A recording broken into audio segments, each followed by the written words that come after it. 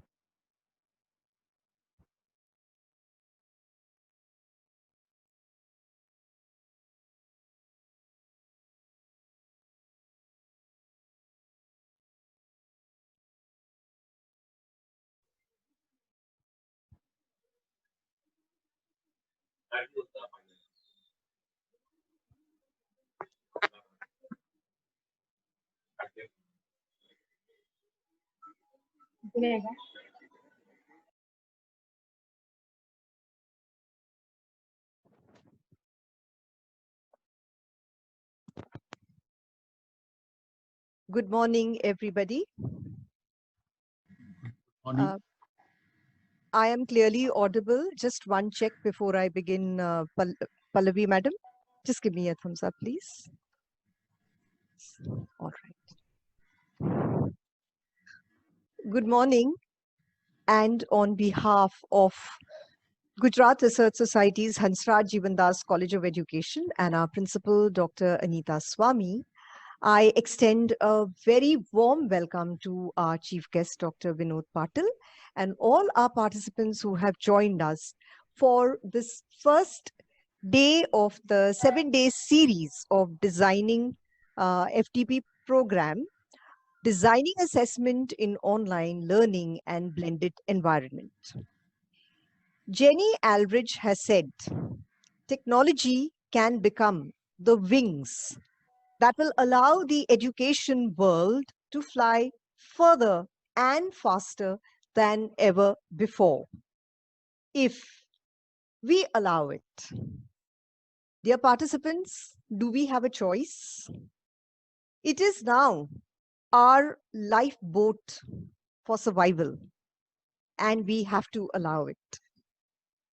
Fortunately, in this lockdown period, technology came to our aid and facilitated completing our portion and carrying out our online testing for the students that were with us and would continue to be with us. Now, if we wish to continue teaching seamlessly in this new normal, it is essential that we learn teaching as well as assessing in this online and blended learning environment. As a College of Education, it is an initiative that we have taken to spread literacy awareness among the faculty of degree colleges. And here we are with a series of 7 sessions on Designing Assessment in Online Learning and Blended Environment, a faculty development program.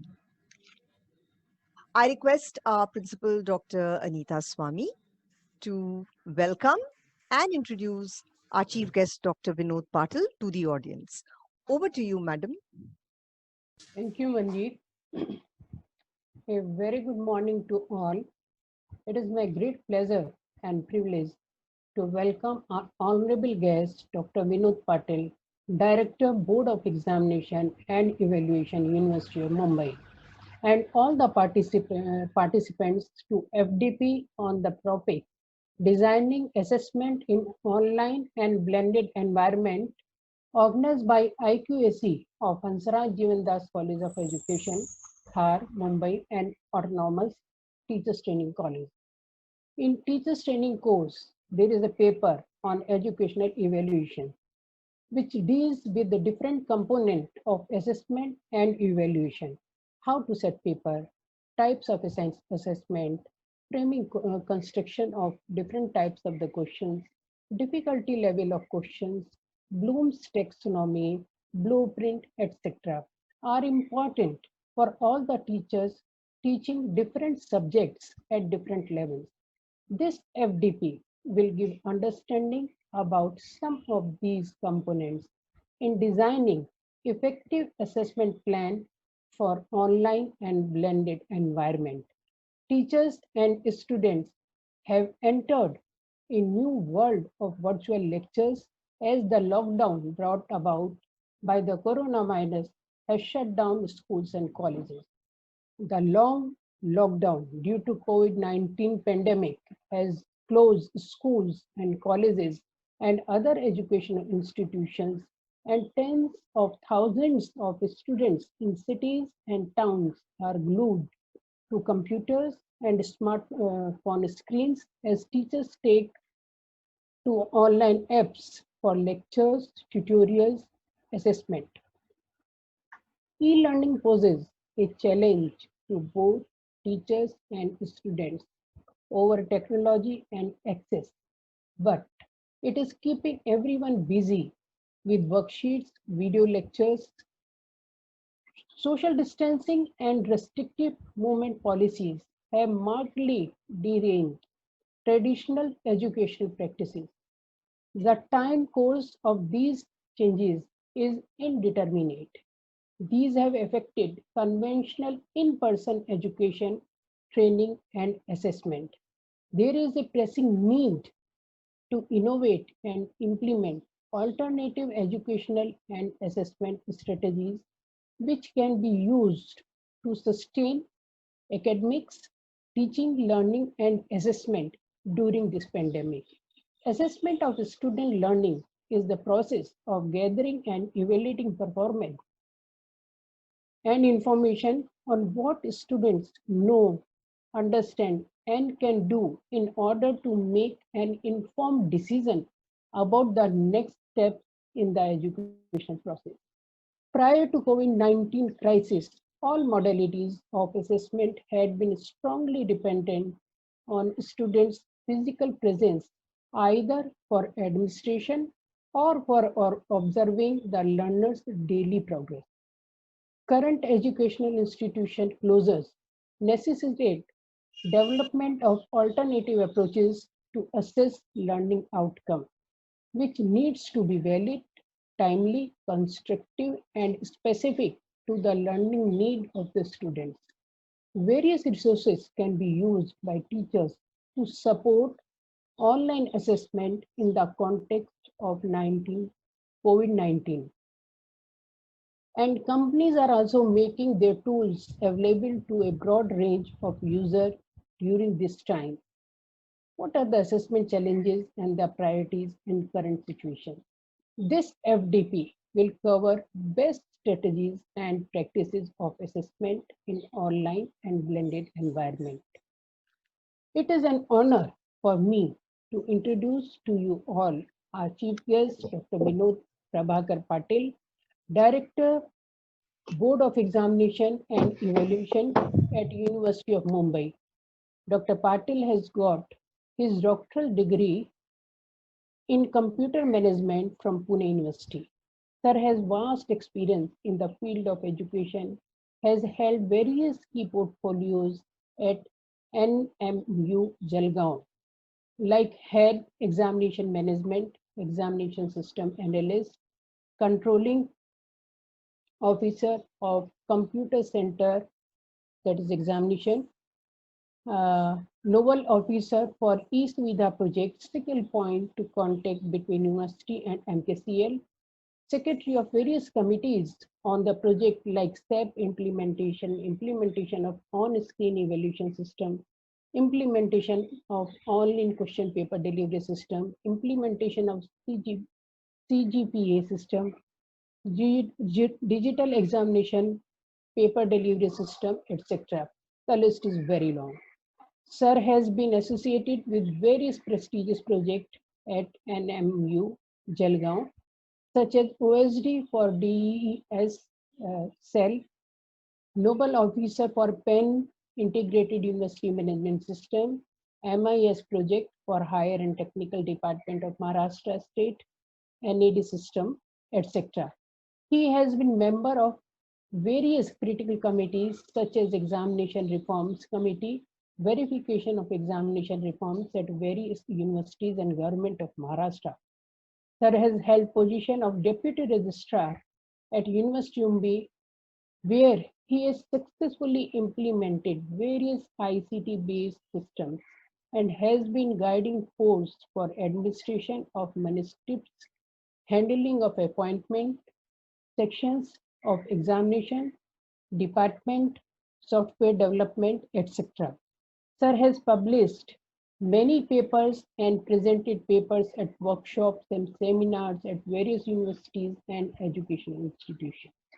Dr. Patil, as Director of Board of Examination and Evaluation, has brought in many innovations and significant improvements and modification with regard to streamlining the overall online system of examination at University of Mumbai. Now, at present, Sir is very busy framing policies for examinations, declaring result, promotion of a student, etc. during this crucial period of uncertainties. My best wishes for most productive days of enriching and stimulating experiences. On behalf of the management and faculty of Hansraj Jivandas College of Education, I extend my most cordial welcome to Dr. Vinod Patil and to all the participants. Thank you very much for virtually joining us. Thank you. Over to you, Manjeet. Thank you, madam. I request Dr. Vinod Patil to please address our audience and declare our faculty development program open. Over to you, sir. Thank you, ma'am. I'm audible? Yes, yes, you are, sir. Yes, sir. Yes, sir. Good morning to all. I'm Mr. Raju, President, Gujarat Research Society, Principal Dr. Anita ma'am, Hansraj Jivandas College of Education, and Associate Dean, Interdisciplinary Faculty, University of Mumbai, and all participants. First of all, I congratulate to Principal ma'am for selecting current and new topic for faculty development program. The current COVID-19 pandemic situation gives us a chance to change our traditional education system. You all are teachers and I'm a man who work on computer or in files only. So I can't teach you or guide you. But in these 7 days, you will get face talk knowledge by eminent speakers. And I'm here declaring that this FDP program is now open. I'm just sharing basic information that for e-learning and blended learning in the technical point of view. E-learning refers to use of digital technologies to deliver complete learning programs. The participants on e-learning programs can take part in all sessions from the comfort of their homes, just like now you are all are participated, as long as they have a computer and internet connections. E-learning can be either interactive or static in nature. Interactive sessions can be hosted through video connection between other participants. Static e-learning courses, on the other hand, consist of on-demand online materials that they are not customized for each group of participants. E-learning is commonly as online learning. Blended learning refers to an approach that combines e-learning and traditional in-persons. Means e-learning as well as traditional methods in persons, just like the workshop, lectures, training sessions, and discussion sessions, and independent study also. A blended learning program can consist of maybe periodically, monthly, weekly. Their timing, teaching timings may be assigned for weekly, monthly, or daily. And frequently peer-to-peer discussions on digital platforms. Means this is the hybrid mode, e-learning, as well as traditional learning, in presence learning. Blended learning is a hybrid of both. hybrid of both e-learning and traditional learning. In the fundamental difference of e-learning and blended learning is the environment in which learning takes place and nature of learning. This is the basic difference in e-learning and blended learning. While technology takes a support role in blended learning, e-learning courses take place online and only in online. You could even say that technology is the star of e-learning program. E-learning is totally dependent on technology, whereas in blended learning, it's really only one of the medium. Technology is one of the medium to help facilitate the learning experience. One of the bigger benefit of blended learning is that support different learning style. Unlike e-learning, it does not even try to fit all the participants into the same mold.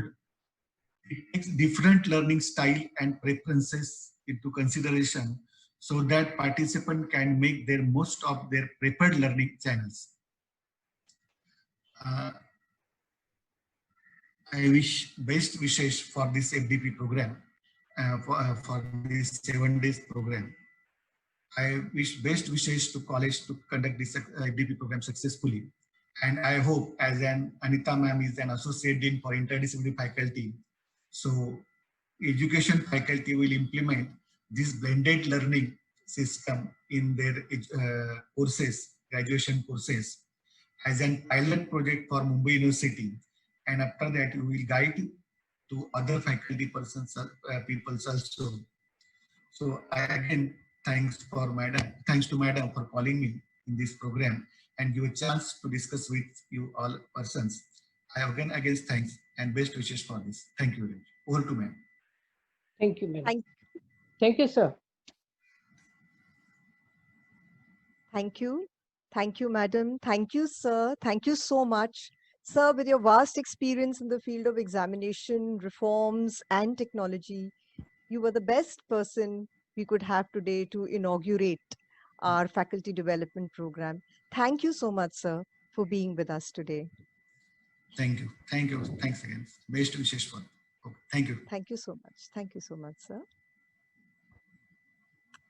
And now we would move on with our program. And for this, we have our senior most faculty, Dr. Usha Borkar, who would be conducting our first session today on use of Bloom's revised taxonomy for online evaluation. Dr. Usha Borkar is such a passionate teacher, and you would all be able to see this passion as you would be learning from her in these 2 hours. I'm sure time is just going to fly. Dear participants, as the session goes on, you may have a lot of questions in mind. You are requested to post all these questions on the chat, and madam would take it up. Dr. Usha Borkar, madam would take it up as and when she feels it right, either during the session or at the end of the program. And I wish everybody a very happy and fruitful learning. Over to you, Dr. Usha Borkar. Thank you, Manjeet ma'am. First and foremost, a very warm good morning to one and all. I would like to take this opportunity to thank our principal ma'am, Dr. Anita Swami, for having given us this opportunity to plan for a faculty development program on a topic which is so very relevant. Ma'am has always been motivating us to try out new ventures, and she has been the guiding force for this faculty development program also. I also take this opportunity to thank Dr. Vinod Patil sir for his motivating words, and it's truly extremely inspiring to hear him say that we can set a trend for the University of Mumbai and all the colleges affiliated to it by starting blended programs for our courses. So thank you, ma'am, and thank you, sir, for your wonderful words. And of course, it's a pleasure to see so many colleagues here whom we have interacted so much in the past. I pray to God that we soon get an opportunity to meet each other in a face-to-face environment. So it's wonderful having all of you here. I'm sure that yesterday some of you or many of you would have attended the conclave on National Education Policy 2020 organized by MHRD and UGC. We had our Honorable Prime Minister also sharing and inspiring us, and also appreciating the national education policy. But let me tell you what was the most striking uh, part of his speech that I felt was, and it was not just striking, but it was extremely inspiring speech. A line I would say was, when the teacher learns, the nation leads. Wonderful. And I'm sure that all of us in this COVID-19 situation has done a lot of learning. Of course, COVID-19 pandemic has thrown a lot of challenges to people from all walks of life. But for teachers, it has been an entire period of learning, unlearning, as well as relearning. And we have come up and met the challenges that has been posed to us right from day one. We have ventured into an area which probably we did not really explore so much in the past. Of course, many of us have tried our hands with online teaching, but not as much as we had to do during this pandemic situation. But let me say, let us all pat our backs and let's say hats off to the entire teaching fraternity to have risen up to this kind of challenge. Another area of challenge that is there in front of all of us is the evaluation, or you may say assessment or examination. Though we use these terminologies synonymously, but they are not the same. But that's been an issue even in conventional setup. There has always been a lot of discussion. There has always been so much of debate about how about the nature of examinations or evaluation or assessment that we are conducting. And those debates and those issue has gone up so much in the online environment. And it was with that thought in mind that we at AJC decided that why not, have some sharing with respect to the different strategies, with respect to different ideas related to evaluation, related to assessment, so that all of us together in our journey of improving the entire system of assessment, we can put our heads together and come up with a more robust system which will help us to assess our students in much better manner. So with that, we start our first session in this FDP, and that is the use of Bloom's revised Bloom's revised taxonomy in online evaluation. I'll be sharing my screen now.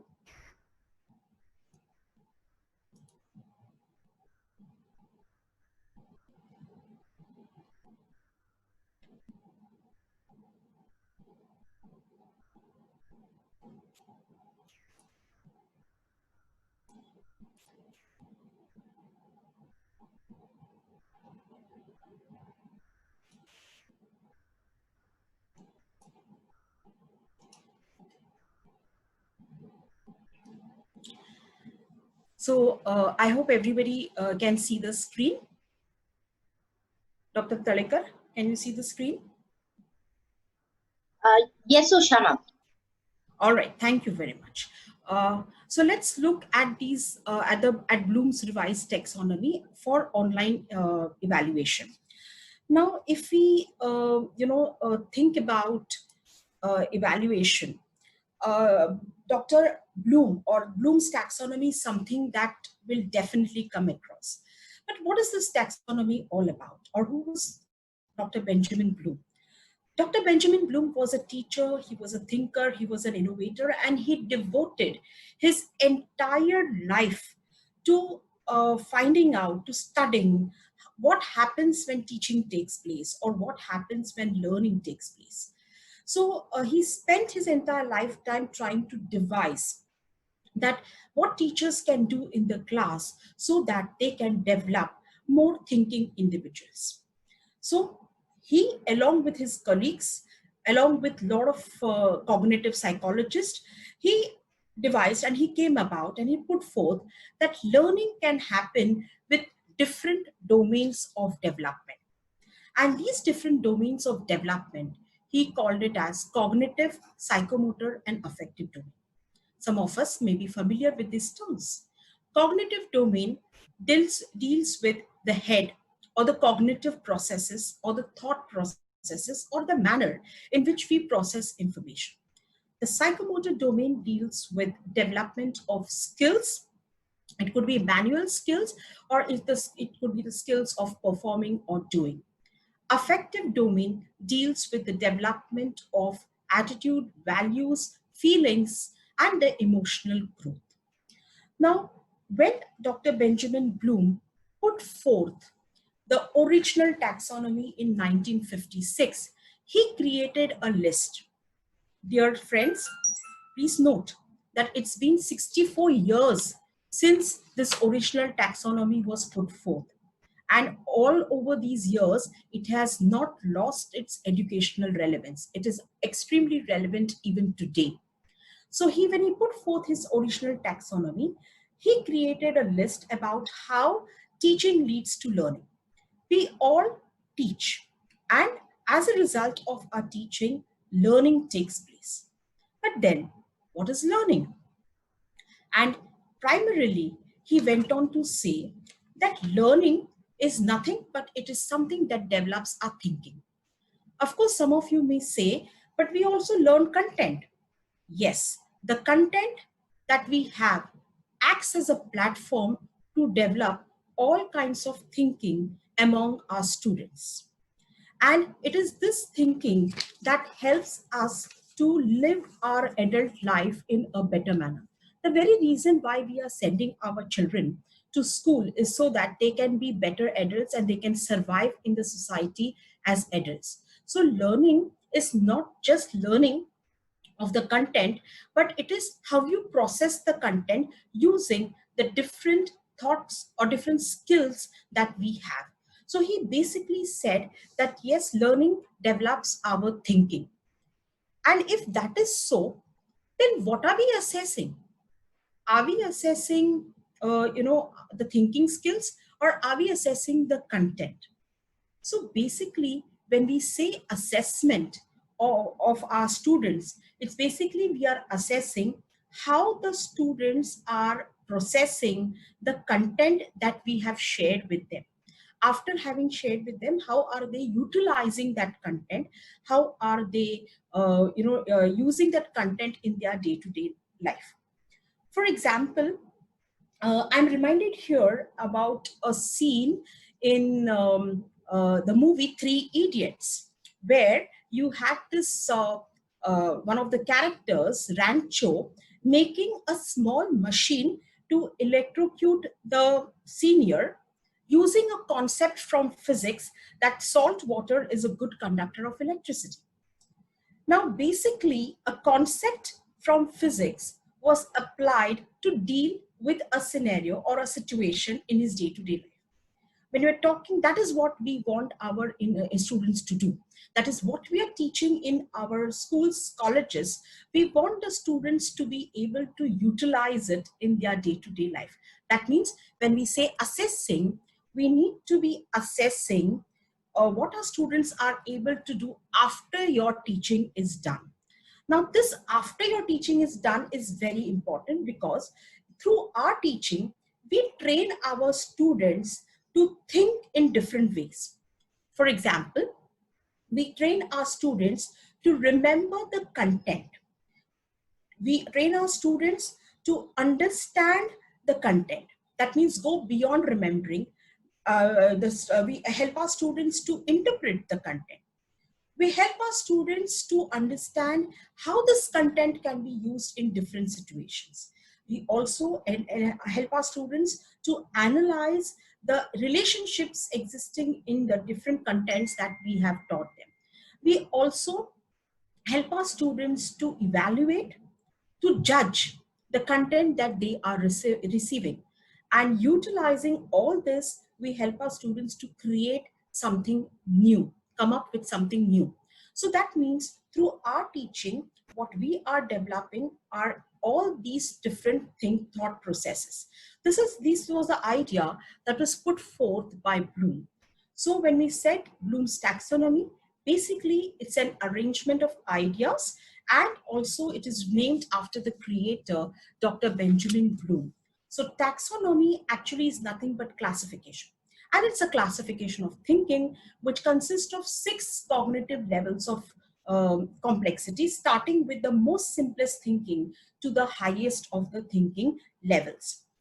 Dr. Benjamin Bloom has given us taxonomy of the psychomotor domain also, and also of the affective domain by collaborating with different other educationists. But basically, the taxonomy that we are going to be looking at is also called as Bloom's cognitive taxonomy, because it is going to be dealing with the development of the cognitive domain. That means the thought processes related to the cognitive domain. So 1956 was a year when Bloom put forth the taxonomy, and throughout his lifetime he kept on working on it. But then he himself felt that there were lacuna, and then his own disciple, Dr. Lauren Anderson and Dr. David Crothwell, came about with what is now called as the revised taxonomy. Now, this was the taxonomy that Bloom put forth in 1956, and then we had two associates almost after 50 years in 2001 put forth the next taxonomy, which is now called as Bloom's revised taxonomy. Dr. Benjamin Bloom has been kept as an honor, as a mark of respect to the great educationists. So let's look at this revised taxonomy. So we find that there are few changes that have been brought about in the revised taxonomy. We find that knowledge is now called as remembering, comprehension is now called as understanding, application is now called as applying, analysis is now called as analyzing, and synthesis is called as creating, and which has been pushed to the top order, and evaluation is now called as evaluating. Now, why these new terms? If we are going to be using Bloom's revised taxonomy for our own assessment as well as our teaching, then we need to understand why this change was brought about. So there was some rationale. You will find that the terms have been changed from noun to verb forms, and that's because it was felt that the different forms of thinking are active processes, and hence they should be used as verbs. The revised taxonomy was brought about after a lot of research and after taking into consideration Dr. Benjamin Bloom's own criticism of his own taxonomy original taxonomy that he had put forth, and also based on the work done by different cognitive psychologists. Also, it was felt that the word knowledge seems to be a product of thinking. So what comes out as an outcome of your thought processes is knowledge, and therefore it was felt inappropriate to describe a category of thinking, and hence it was replaced with word remembering. Those of you who are belonging to the field of psychology and even otherwise would know that remembering is also a thought process. Okay, we come to the next thing, that is they did renaming of categories, and comprehension now was called as understanding, and synthesis was renamed as creating. So these were the renaming of, because it was felt that these words are better in order to describe the nature of thinking. So we have the Bloom's cognitive or revised taxonomy. Now you will also realize there were some other descriptions that were given. Remembering, understanding, applying, or to remember, to understand, to apply. They were called as LOTS, that is lower order thinking skills. And analyze, evaluate, and create were called as HOTS, or are called as HOTS, that is higher order thinking skills. Now, though these thinking skills are put forth in a linear manner, but it is not necessary that our thought processes go about in that manner itself. So we will find that depending upon the content, depending upon the context in which we are teaching, you'll find that all kinds of thinking skills can be developed. In a course, for example, a course like engineering, applying could not necessarily be a lower order thinking skill, but it could become a higher order thinking skill. So definitely, depending upon what content we are dealing with, that's where you will find the development of the thinking skill. But of course, each thinking skill, though low order or higher order, are important. For example, if we have to understand a concept, we have to first remember it. That means we have to first recall the content. If you have to apply the concept, then we need to understand it. And of course, if you have to understand it, you have to remember it. If we analyze something, we should be able to apply it. If we can evaluate it in fact, then we should have analyzed it. And if you have to create something, then we have to remember the concept, understand the concept, apply, analyze, and then evaluate. What I'm trying to say, and as per what Dr. Benjamin Bloom had put forth, is that all these thought processes, though we are looking at it in a categorized manner, but these thought processes are interdependent. These thought processes, one thought processes leads to the other, and we need to help individuals to move from the lower thought processes to the higher thought process. So does it mean that we cannot, without any help to creating or without any help to evaluating? No, it does not mean that way. It means that we need to help our students, or we need to ensure that through our teachings, the students are able to use more of the higher order thinking skills as compared to the lower order thinking skills. So we need to focus on the development of higher order thinking. Obviously, when the children enter into the school at the pre-primary, the primary level, the focus is merely on remembering. That means students at that point of time will try to recollect or will try to identify. So that is the prime thinking skill that is developed at that particular stage. But as we go ahead in our education, we find that we need to train our students to utilize more of the higher order thinking skills, because ultimately these are the skills that they are going to be using in their day-to-day life too. Now comes the next very essential question. Why use Bloom now? Why are we speaking about Bloom's taxonomy now after so many years? It's not that. We all have definitely used Bloom's taxonomy, maybe not with the names of the categories. We have been aware about it, surely, but there are few conditions which has, I would say, forced us, or rather we have felt the urge to look at this Bloom's taxonomy in the light of certain conditions that are existing now. Like at this junction, as a teacher, we know that we need to have questions in our assignments, in our tests, that cater to all the levels of the taxonomy pyramid. But asking a higher order question in the paper without dealing with it in the classroom is something that is not feasible. We need to train our students to think, to analyze, to apply, to evaluate, to create, and that we can do through our teachings in the classroom. And then have questions in the papers, in the tests, in the assignments, which will help them to utilize these skills even more and develop fineness in utilizing these skills. So that's one thing. And we are becoming more and more conscious about this. See, let us not forget that we are a country of numbers, and conducting examinations, assessments, assignments, tests has always been a challenge. And there have been times that even as teachers, we are not happy or satisfied with the manner in which we are conducting our evaluation. But we are becoming more and more conscious. We want to ensure that every child gets the opportunity and our education becomes as relevant as possible, so that they are able to get jobs, do their work in the society very well. So that's one thing.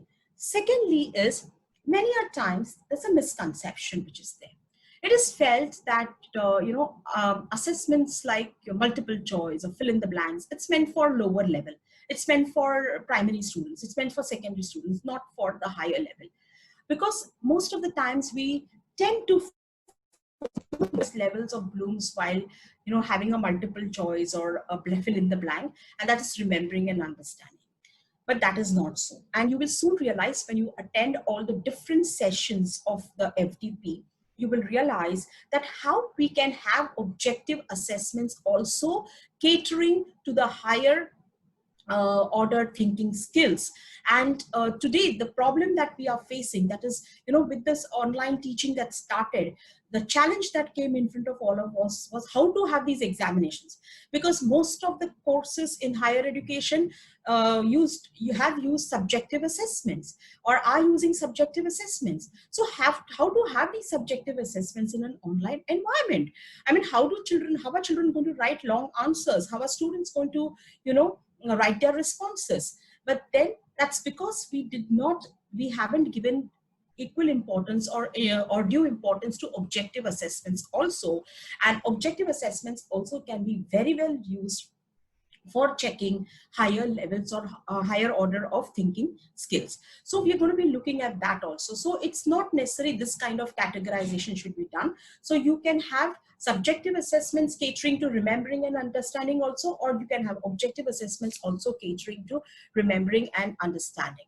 All right, we go to the next thing. What are we facing today? We are facing today a unique crowd of students. Okay, and that is, we are dealing, most of our students are actually, I would say, digital natives. And this is the scenario that we are dealing with. That is, we have our students who can do multitasking, parallel thinking, they use multimedia, whereas we are involved, most of us who are digital immigrants are involved in sequential thinking, doing one task at a time. So we are dealing with some unique crowd of our students and we need to cater to them.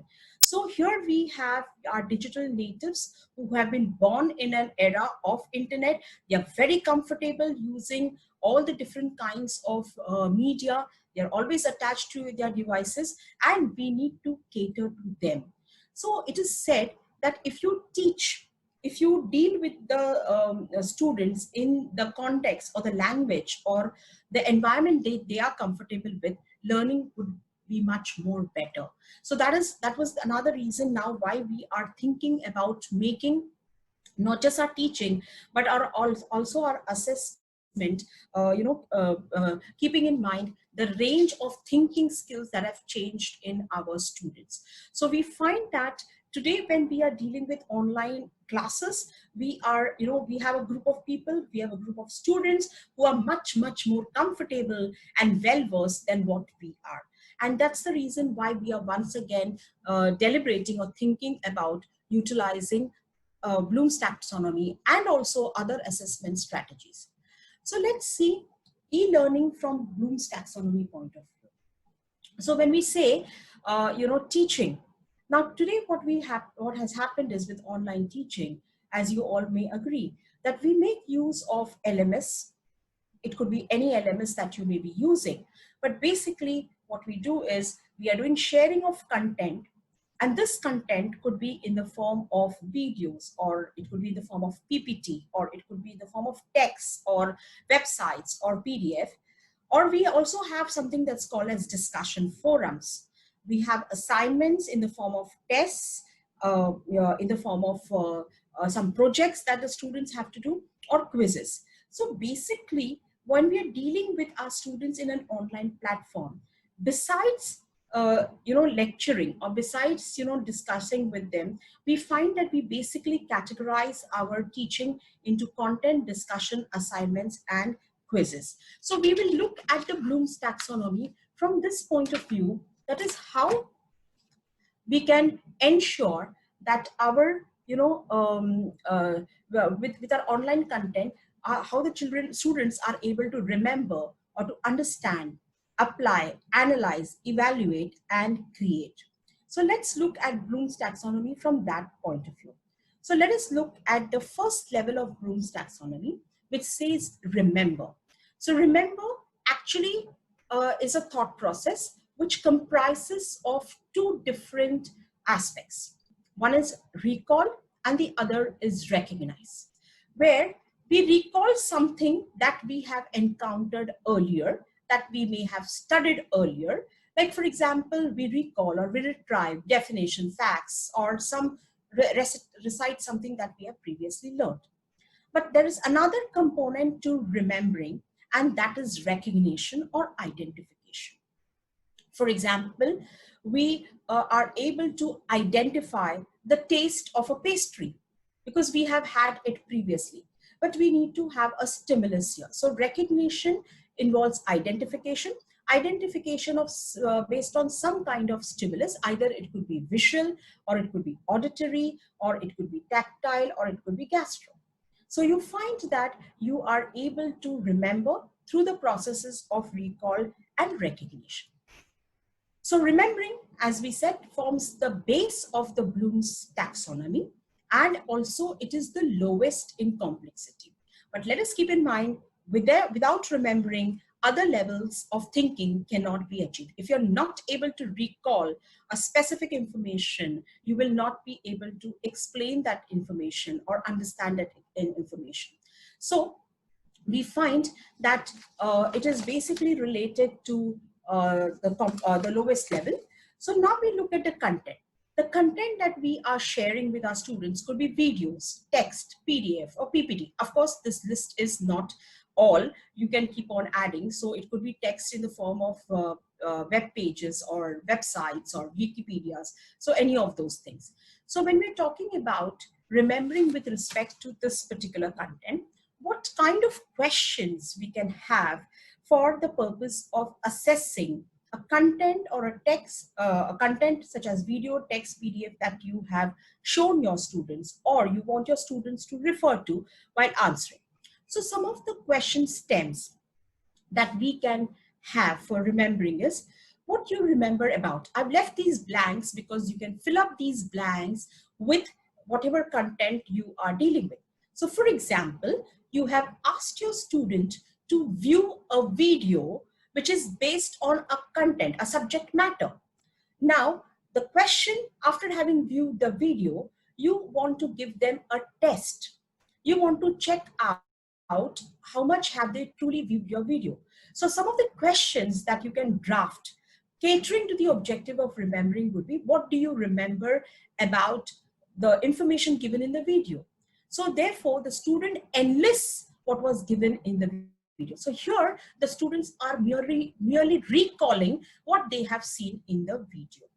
Or it may also be the stage, or it may also be some definition that the students have read from a text that you have shared with them in the form of a PDF or a website or a web page. So you ask them a question for remembering in such situation would be, how would you define? Or you have given them a video to view and you have a question related to identifying something that they have seen. So you have a question of how would you identify or how would you recognize? Now, colleagues, I would like to tell you all that these are not the only questions that you can ask. After this session, I am going to be sharing a resource with you all, which would give you the list of questions that you can have under each of these objectives. And of course, you all can add in your own questions too. So we could have some more verbs that we can use to check. We can ask our students to define, or we can ask our students to identify, like who was this person in the video, or the author of a particular text, or what is the main idea that was given in the text, or name something or list something. So we find that we can have that. We can have label. We can use questions starting with the stems such as label, locate, match, select, as well as underline. Now, all this that we said, you must be thinking, oh, we do this in our face-to-face classroom also. I mean, we refer to the textbooks, we refer to the articles, and so on and so forth. Now, the difference is that we are doing all this in an online mode also. For example, we have tools for bookmarking.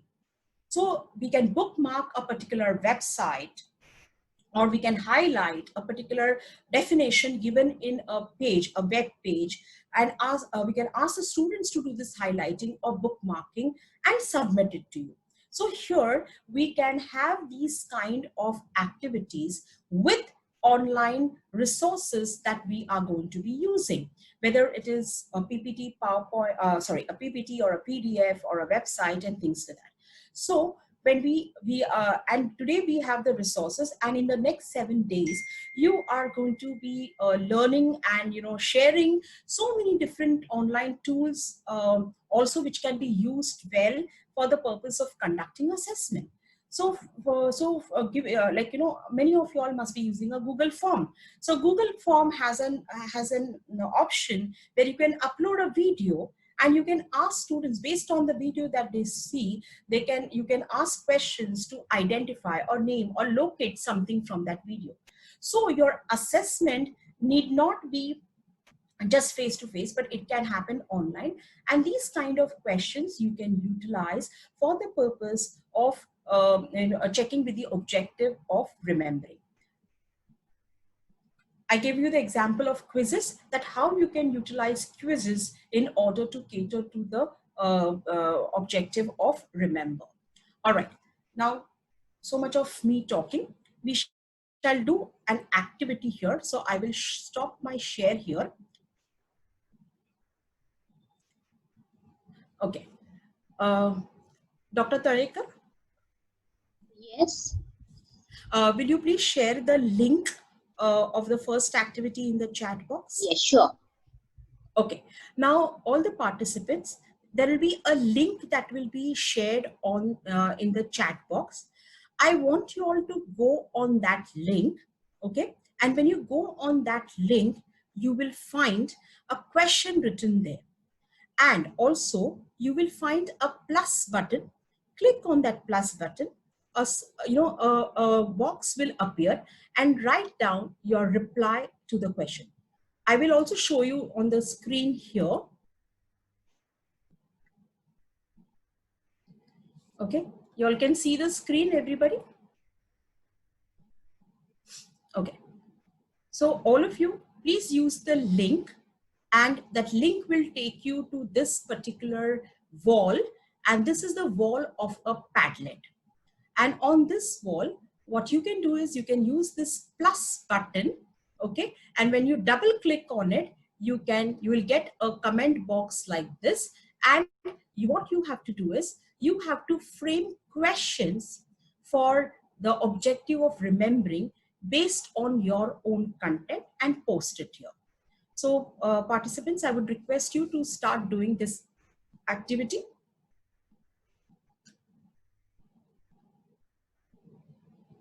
If you all have any questions or doubts, you can unmute yourself and ask us.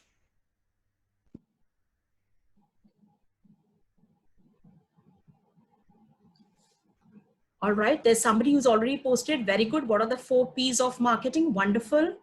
Wonderful. All right. Name the scientist that invented the first vaccine. Wonderful. What are the 3 types of research? Great. Great. Yes.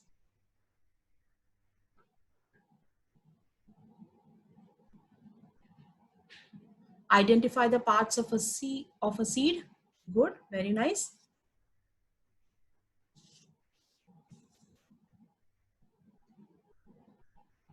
Yes. Okay. Define economics. Great. Wonderful. Who invented radioactivity?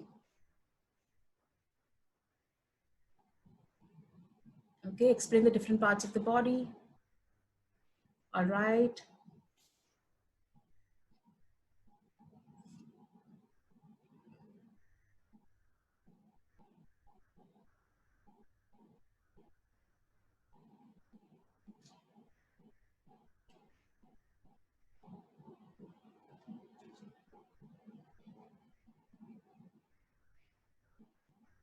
What is financial management all about?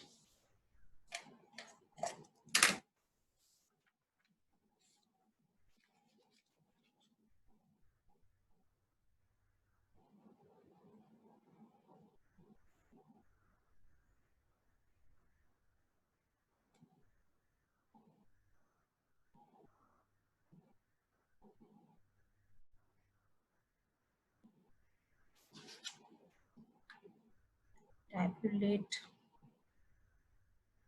nouns. Okay, name the 3 estates of, please define hygiene, list out components. Okay, define photosynthesis, what is sonnet, fine, what is DNA barcoding.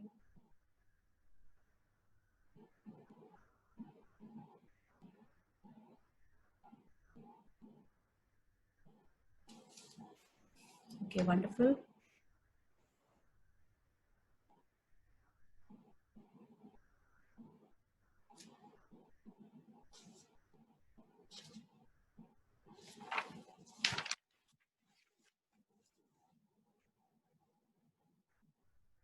Define convergent evolution, okay, the structure of this. Okay, fine.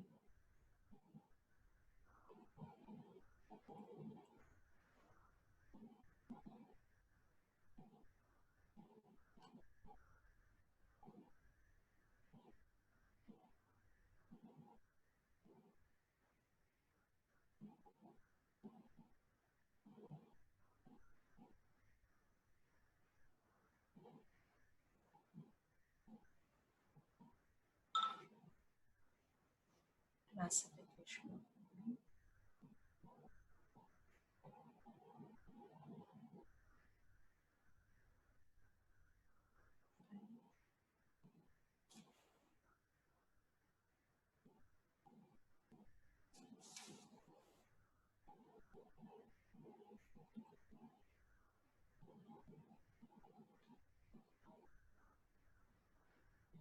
What is marketing?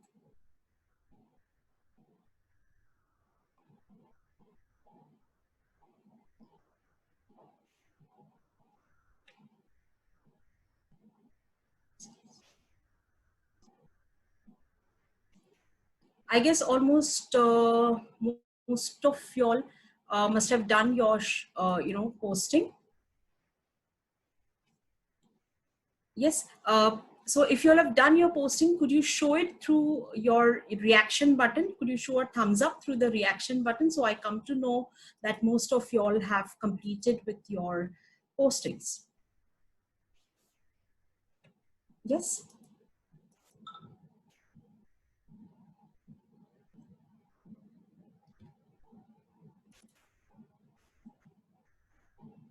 Right. Okay. Yeah. You could show it through your reaction button, so it becomes easier for me to see that. Right. All right. There were a couple of questions, though I'll look at those questions a little carefully a little later on. But there was this question like, explain something. I think somebody had said explain financial management. Now, do you think explain financial management would be a question for remembering? Anybody would like to answer to this question? You can unmute yourself and answer also. Do you think that a question like explain something would become a question for remembering? Anybody?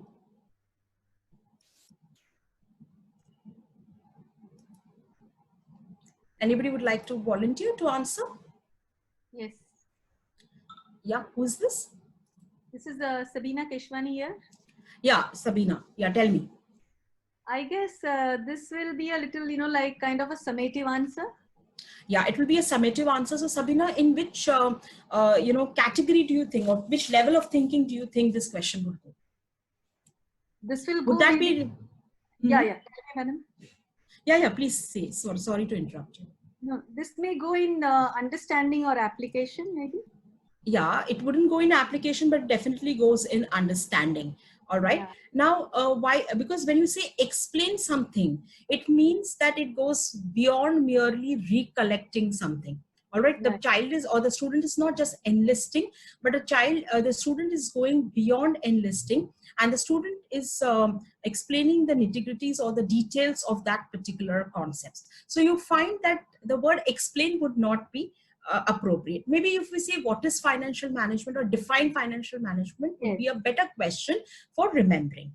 So sometimes we find that, you know, we do have a question in our papers also, in our tests also, but actually these questions are catering to higher thinking levels, and we end up thinking that it is only at a lower level which is there.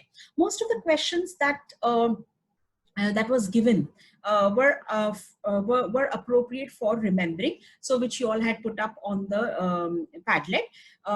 Yeah, there was a question which said, draw a classification of Bloom. Somebody had put that question, draw a classification of Bloom. I would just like to know who had put that question. Draw a classification of Bloom. Someone had put that question. Yes? Anyone? Apply. Yeah, sorry, ma'am. Who's this? This is Abhilasha here, yeah. Yeah, Abhilasha, ma'am. Yeah, tell me. Apply, to apply, na, right? Yeah, draw a class. Draw, this means to apply. Yeah, it could go into apply, because especially if you all are asking to draw a concept map, it could come into application also. So it could be a graph also.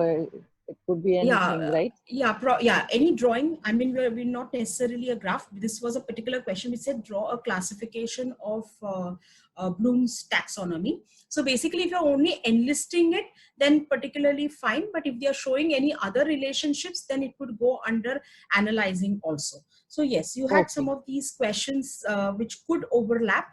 And if you have the questions catering more to the higher order thinking skill, then we put those questions under higher order thinking skill, rather, because as we have already seen that in order to understand, we have to remember. So automatically the lower order thinking skill is also achieved there. All right. So yes, so these were the questions that you had for remembering, some which you have tried. Let's go ahead and look at the next level that we are, dealing with. Fine. So we have done this. So we come to the next level, and that is understand or understanding. Now, when we say understanding, and the reason why I, asked for some questions which don't really cater only to remembering, but they also cater to higher level of thinking, and that is understanding, is because when we say understanding, it means, this thought process means that a child is able to interpret the meaning, or you can say elaborate that meaning, say that particular content in his own words. He's able to exemplify, he's able to classify a given object into different categories, he's able to summarize something that's given to them, or infer, or compare, or explain. And hence, when we say understanding, it goes beyond just remembering. For example, children at the lower level in school, are taught, say figures or shapes, different types of shapes such as rectangle, square, triangle, which at the lower classes, the child is just able to identify. A particular figure shape is shown, and the child identifies that, okay, this is a square, or identifies this is a triangle, or this is a rectangle. But if you ask the child that how a square is different than a rectangle, the child will not be able to explain to you. That comes at a later stage, when the child is made to understand, though the two figures have got four sides, but those four sides are of different dimensions in both the figures. So the child is able to compare a rectangle and a square and tell the difference between the two figures. So like this means the child has gone beyond mere recollecting, or beyond mere recognizing, and has now come to the stage where the child is able to compare and then say why a particular shape is called a rectangle, or why a particular shape is called a square. Similarly, as I've given you an example in mathematics, in your own subjects too, you have situations where the child, for example, is able to identify something, or is able to define something, but then goes to the next level of thought processes when the same content can be explained, or is explained by the child by interpreting, or by classifying, or by summarizing, or getting the essence of a particular a particular article, or by explaining it in his or her own words. So at understanding level, the child is not at just the basic recall, okay, of the facts that the child has learned, but the child is able to get the main idea or the sense. The child is able to understand the implied meaning in that content, and the child is able to summarize, or the student is able to summarize in his own words. And that's why when you say explain, you don't expect the child to or your student to write verbatim, but what you would be expecting is the student to express the content in as per what he has understood. So that is where your understanding is. Now, when we are dealing with online content such as videos or text or PDF, all that, initially we said that we will only be asking the child to identify or list out what was seen in each of these content. But in understand, when you want them to understand, we find that you would ask questions like this. How would you generalize the content given in a particular PDF? Or how would you express the thoughts of the poet or the author of a particular article? Or what do you infer from the video that you have seen? Or what did you observe in the video that was given? So summarize your observations of the video that you have seen. So you could have these kind of question stems for understanding. Of course, there are many verbs that you can use here, depending upon the content that you're dealing with, the context in which you are using the questions for understanding. So you can use any of these stems, like explain, interpret. Like for example, you give a graph, a graphical presentation, and you ask them to interpret the graph. So now here, the child or the student is translating from a pictorial medium to a text medium, or a text is given, and based on the text, you ask the child to prepare a flow chart. So from the text medium to the pictorial medium. So interpret is there, outline, summarizing, giving you the essence, okay, discuss.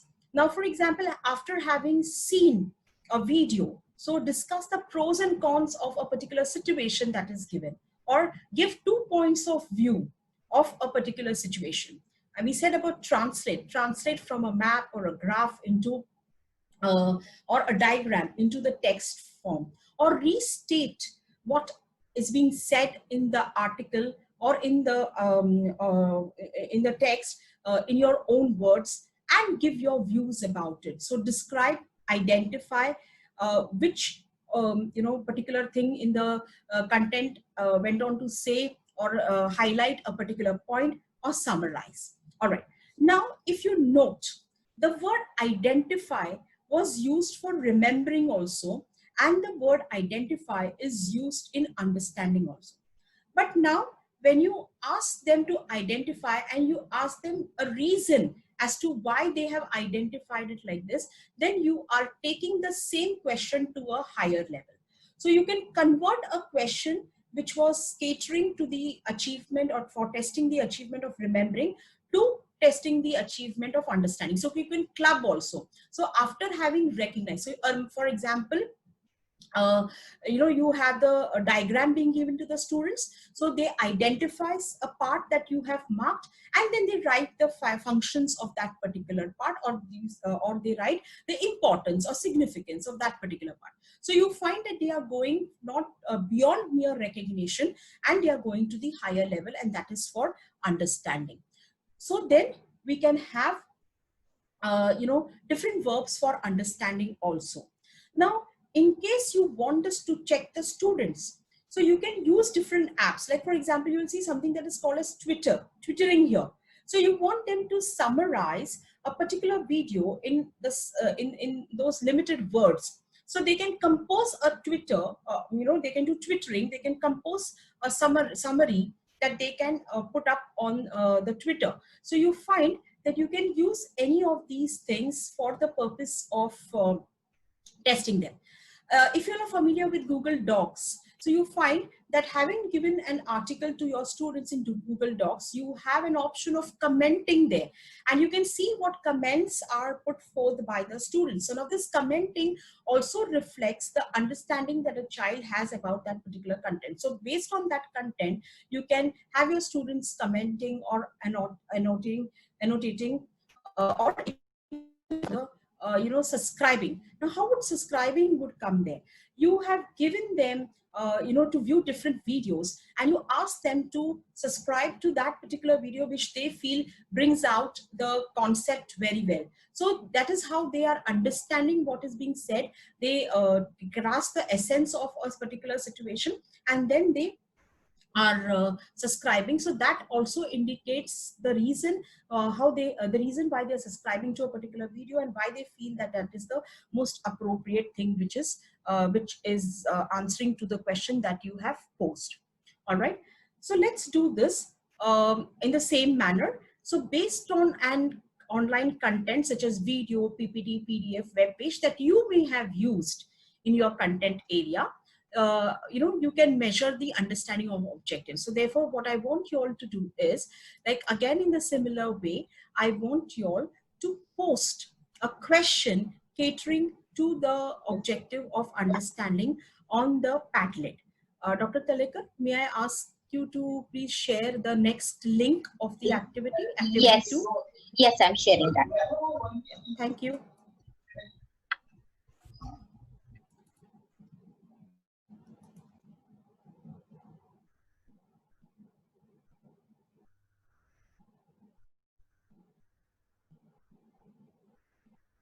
Yes, so you will have a Padlet like this, a Padlet wall that will be like this. So please frame a question which will help you to measure the achievement of the objective of understanding.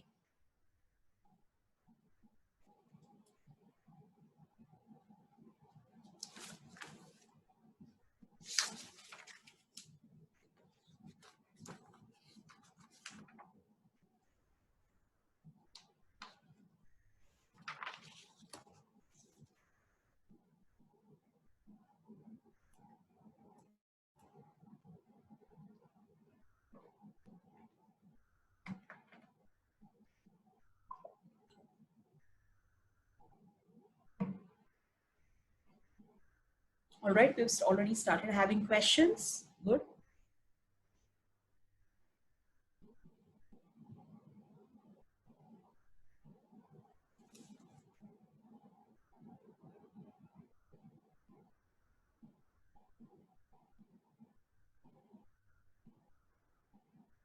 Okay, explain the process, explain the features, right?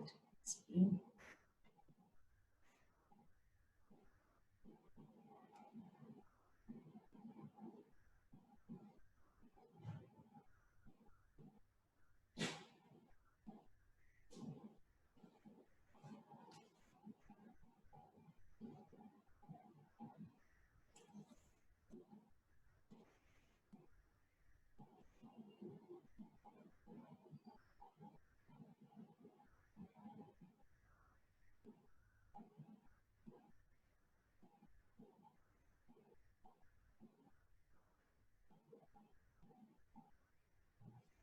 Okay, okay, give examples of, fine.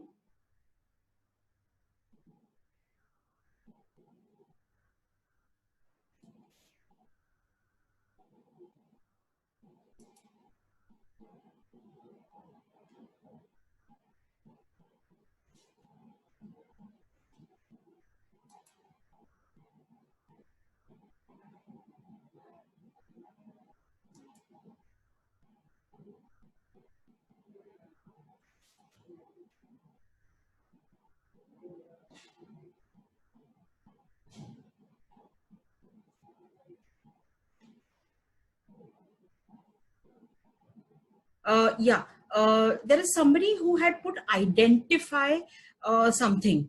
I think I think it has come in the chat. Dr. Archana, can you tell me, somebody has put this question in the chat, identify something. Could you tell me what the question is? Yeah, Usha ma'am, 1 minute. Huh? Yes. Yeah, yes, sure, Identify sure. the figure of speech All right. Now, I don't know who has put this, but And when you're after talking about... Usha ma'am, there is one more. 1 minute, Usha ma'am, let me 1 minute. Huh? Yeah, It's, sure, sure, Dr. Archana. Can you Maybe hear me another clearly now? Yeah, I can, yeah, your voice is, yeah, I can hear you clearly. Yeah, tell me. Okay, there are two identify questions. One is identify the figure of speech, and second is identify banking facilities of commercial banks. All right. Okay. Now let's look at these two questions. Identify figures of speech. What do you think? To which objective does this would be more suitable? Identifying figures of speech. That will Would be that be remembering. Yeah, that would be more of remembering, or I would say identifying that is there. All right. Yeah. How could you convert this particular question to a question of understanding? How would you convert this question, identify the figures of speech from a given sentence? Fine. How would you convert this question to a question of understanding? Identify and explain. Yeah, or justify maybe, or say why you have identified it as a particular figure of speech. So Dr. Meena, you've rightly said that after having identification, they need to say why it is a particular figure of speech. So there the student will be able to recognize, or sorry, will be able to explain why a particular figure of speech, why he has identified something as a particular figure of speech. Okay, so you can convert a particular question from one level to the other level that was there. Dr. Archana, there was one more question of identify. What was that?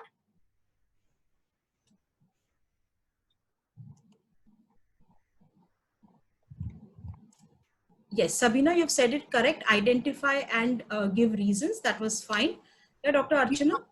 Yes, Yeah, Archana. Usha. Yes. Identify banking facilities of commercial banks. Then we have two more new identify and compare, identify and give reasons for same.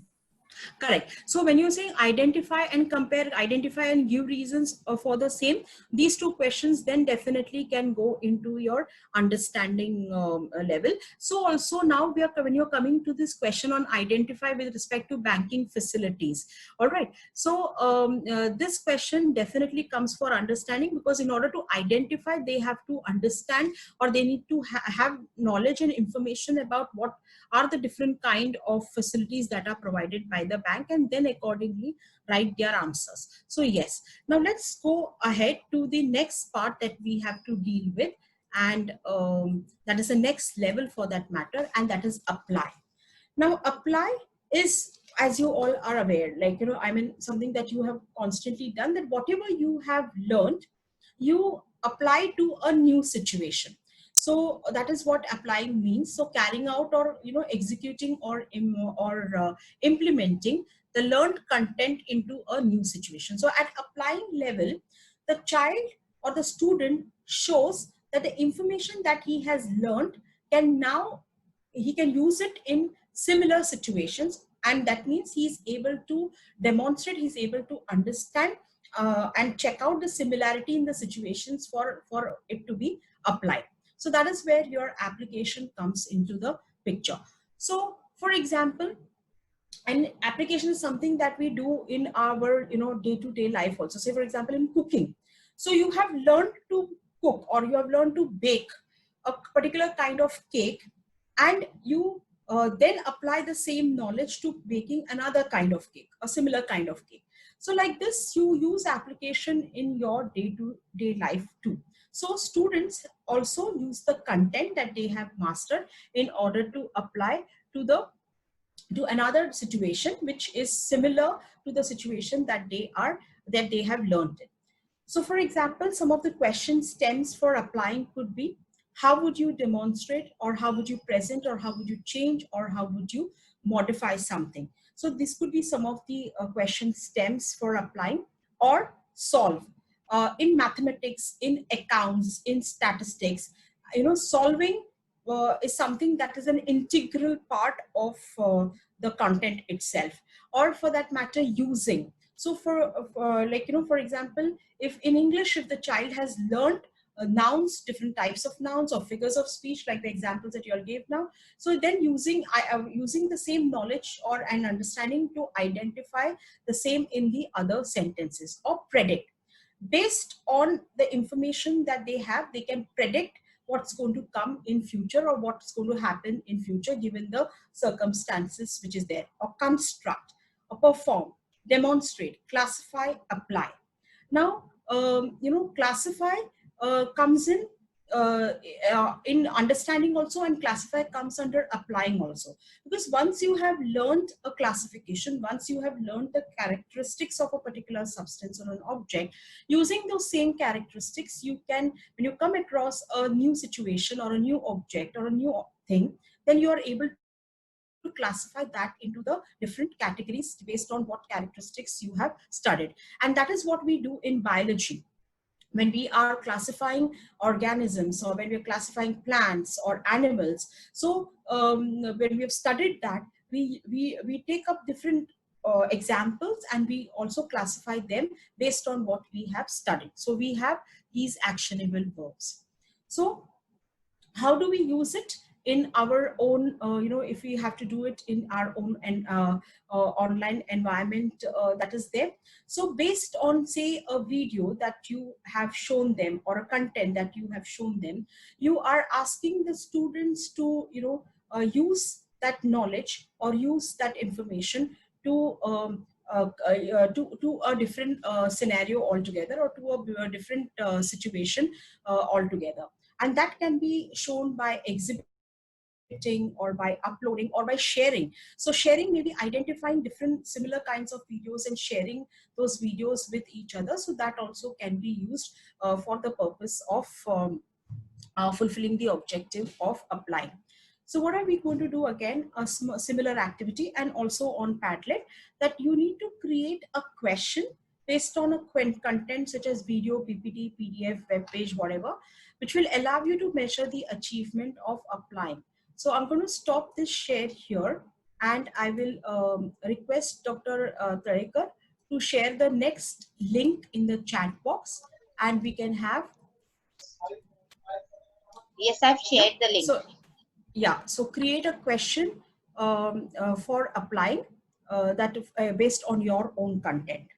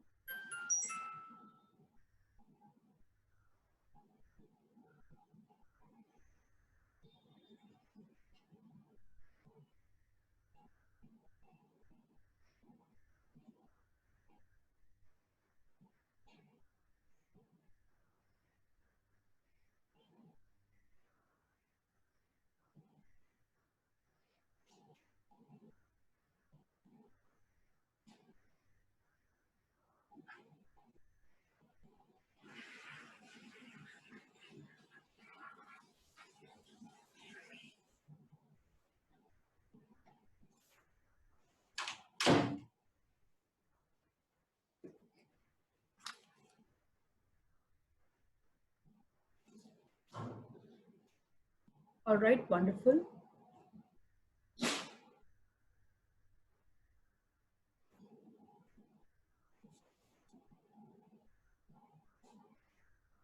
Okay. Find the product of, yes, good. Examples of plants of Menaceous family. Protein building.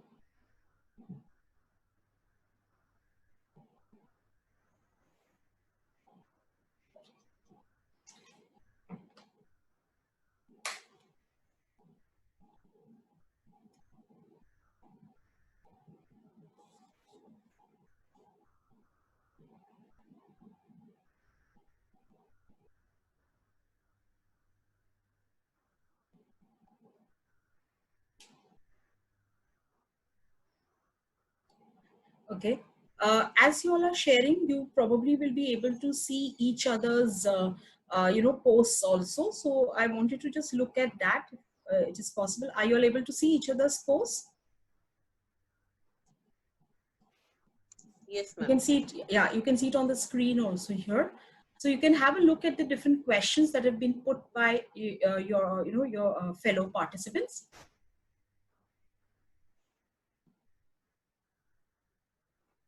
Okay.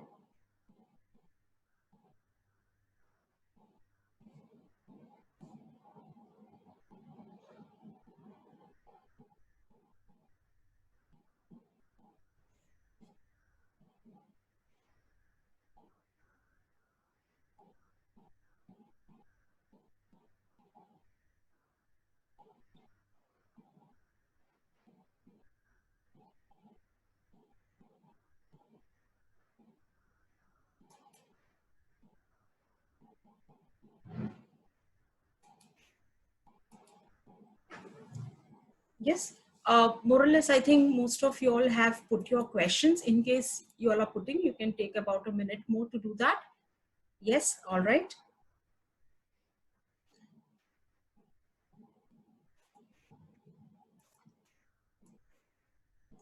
Okay. We go to the next level that we are dealing with, and in the Bloom's revised taxonomy.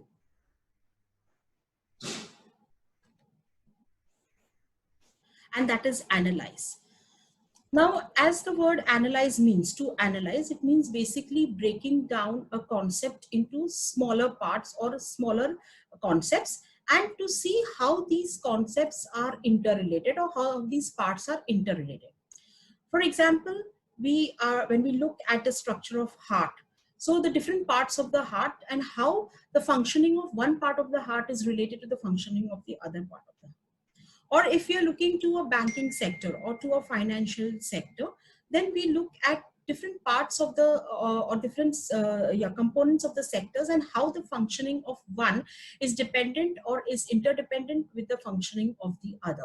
So basically we understand the subcomponents and the interrelationship that exists between these subcomponents, and that is what means analyze. For example, when we are teaching a poem, and we see that how the different ideas in the poem mentioned in the different stanza are related to each other. So that is what analyze means. So when we come to analyze, many a times it may happen that the objective of analyze and the questions related to analyze and the questions related to apply may overlap. And if it is so that the questions seem to be catering to both the objectives, then I would suggest that you can take the questions to the higher level. That means you can put those questions under the higher level, and that is the analyze level, because we know that in order to analyze, the student definitely should be able to apply. So analyzing involves actions such as differentiating, actions of differentiating between concepts, organizing the concepts, should be able to distinguish between different components or parts. That is what the analyze would mean. So when a student or when an individual is analyzing, so basically this analyzing can be illustrated through spreadsheets, through charts, through diagrams and graphic presentations. I'm sure all of you must be aware that concept map is a very, very important, is now considered to be an important tool of assessment. So if we want a child to, or a student to demonstrate or show the interrelationships between different concepts, it can be shown even with the help of a concept map.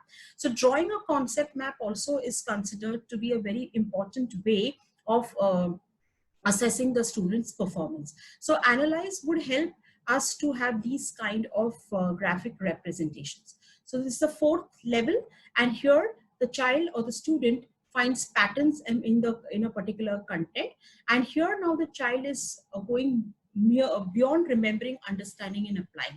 And when the child is analyzing, the child is putting his own perspective also in that analyzing, along with the author of that particular content or along with the content per se. the child is also utilizing his own perspective, his own previous knowledge, and therefore the child is considered to be more active in their own learning.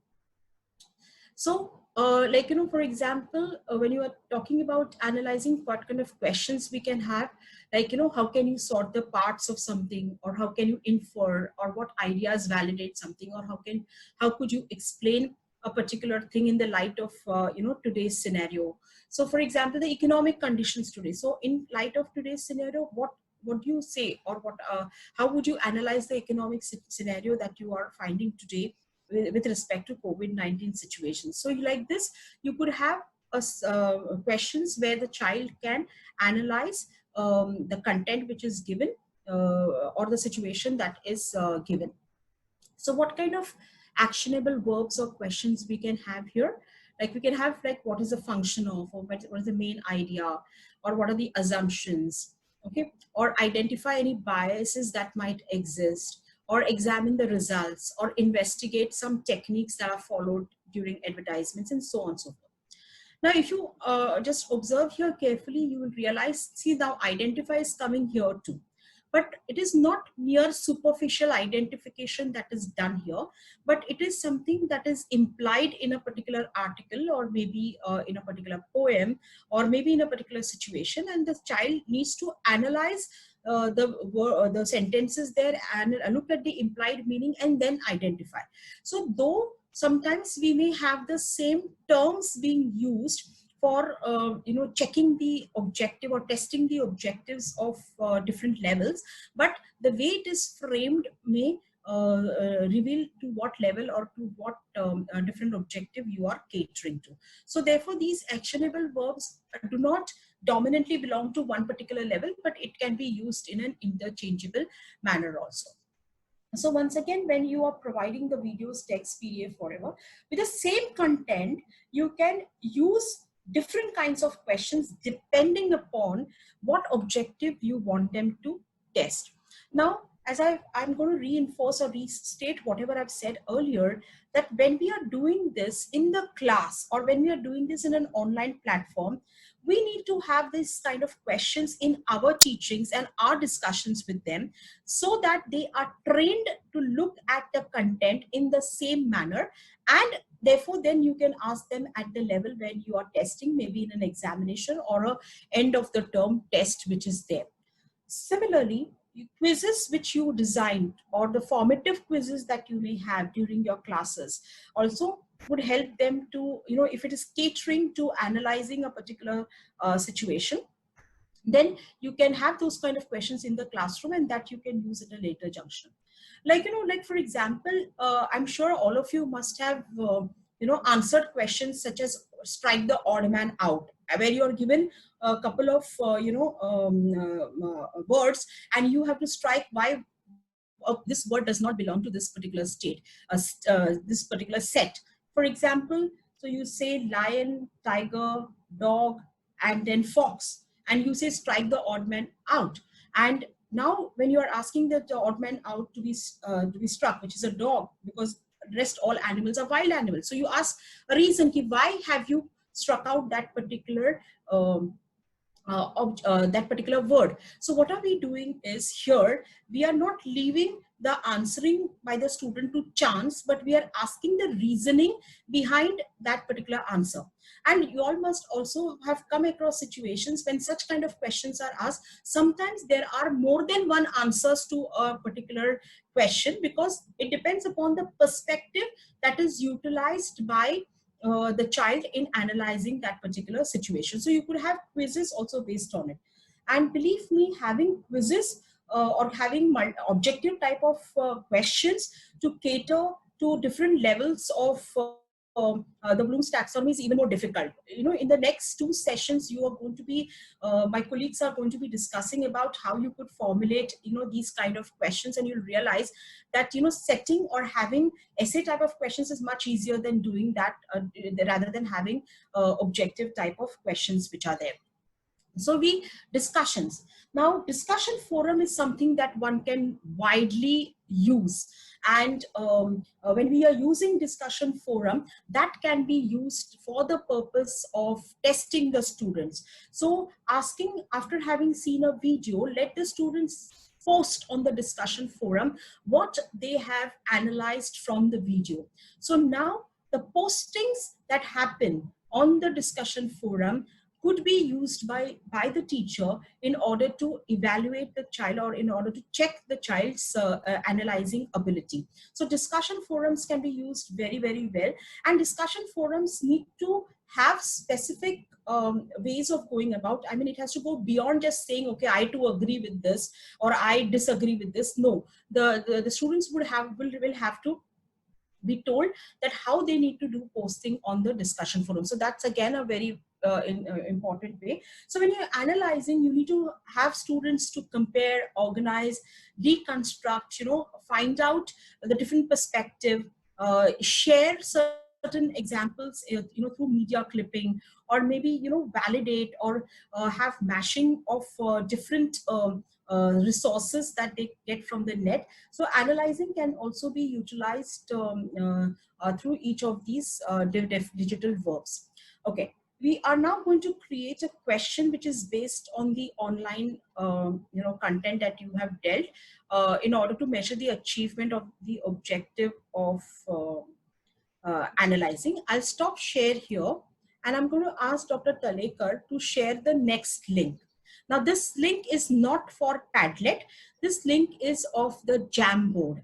Now those of you who are using mobile phones may not be able to access the Jamboard. You will get a message saying that download the Jamboard.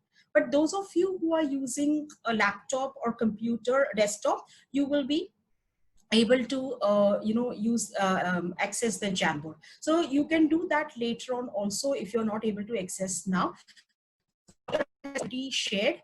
So let's have a look at it. It works in the same way.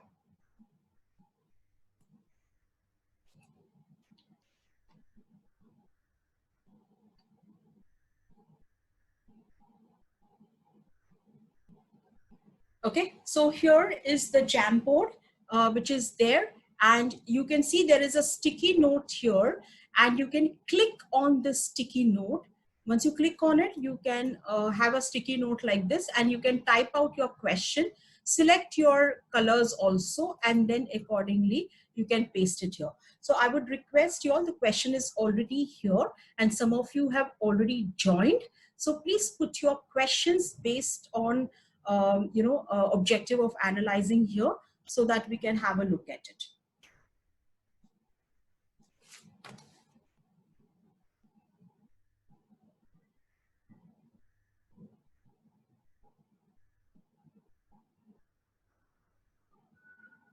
Yes, are you all able to do? Yes, you can see somebody's working. Use the sticky note here. This is the sticky note. Click on this and use it.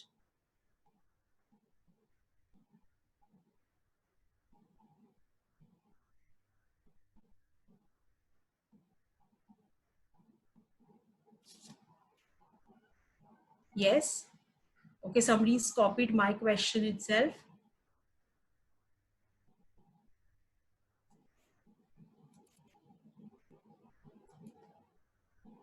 Please use the sticky note here. Some of you are using the pens. Yes, somebody has come. Yeah, somebody has posted here. Examine the need for, yeah, very good. The need for technology for marketing of products. Okay, okay, good. And somebody else has also done that. Yes, I can see people are now posting. Yeah, some of you are using the pens. Please don't use the pens. Please use the sticky note here. Somebody's writing on the Jamboard using pen. Yeah, please erase it. Thank you. Thank you. Yeah, which of the following methods cannot be used for preserving milk, and explain why? Okay, we could reframe this question. so that it is more concise. But I will not venture into that because my colleagues are going to be dealing with how to frame the questions also. So though your question is a good question for the objective of applying, but it is too lengthy and there are too many questions involved in one statement. So you are going to be discussing in the later sessions how to frame questions. Yes, good to see. Yes, you are posting your questions. Now, how will you separate the mixture of iron filings, sand and sugar? Explain the methods. All right, this particular question that somebody has posted, sorry, I can't get the see the name.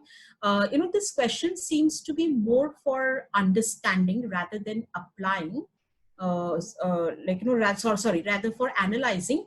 You can bring a twist to this question by asking them to compare the methods and suggest, even if you say suggest the best one, that goes to the next level. But comparison would be much better. But otherwise, the question is catering more to the understanding level. Yeah, somebody said compare C3 and C4 pathways. Yes, that's wonderful. That's analyzing. Somebody is using the pen, please. Please erase that. Yeah, good to see. Okay. Yes, I can see obtain median and mode. Yeah. Yeah, the font is very small. More graphically compare them for the given data. Yes, that's a good question for this. Yes, distinguish between fixed capital method and fluctuating capital on the basis of credit balance. Very nice. Yes, good. Yeah, somebody is again using pen, please. Yeah, good to see. Yeah.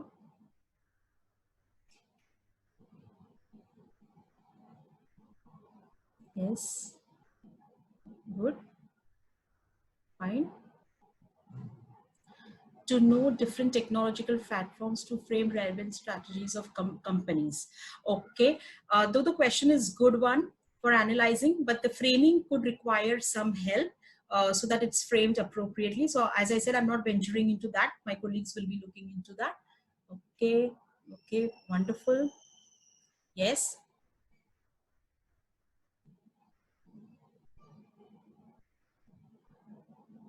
How would you carry out sterilization of hand gloves? Okay, fine. Okay, evaluate the reasons for increasing NPA in the banking sector in India. All right, good. Okay. You can start posting here also if you want. We'll wait for a couple of minutes and then we'll stop this activity.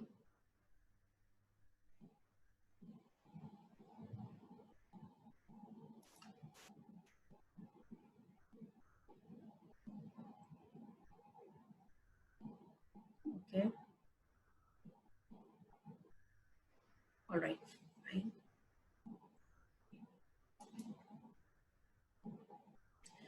Okay, though all of you were not able to do this activity, but if you have the link with you, you can use this link in order to post your questions after the session also. Because if you're using your mobile phone, probably you may not be able to do this activity, but you can do it once you get your laptop or your desktop, you can do that. Okay, so therefore we have these questions were related to analyzing. Let's go ahead and let's look at the next two levels of the last two levels of the taxonomy. So I'll do that, share the screen.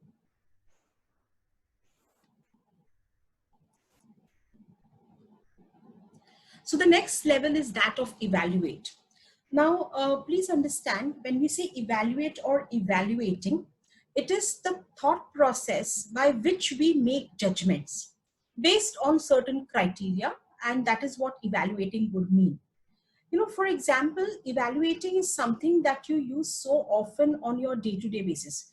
I know that today it is a very rare phenomenon that's happened, like, going window shopping or going for shopping. But I'm sure soon we will be able to do all those favorite activities of ours.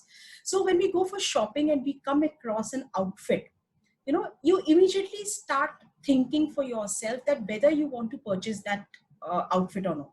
And there are so many different criteria against which you make that decision based on the charges or the cost of that article, based on whether you really require it or no, based on how you would look, or by trying it out and seeing that how it best suits you, and so on and so forth. So what are you doing? You're evaluating. You're making a judgment which leads to decision. Now, evaluating is a way of thinking, one of the thinking levels. And through when Bloom speaks about evaluating here, what Bloom is saying is helping the students to make a judgment. Judgment of what?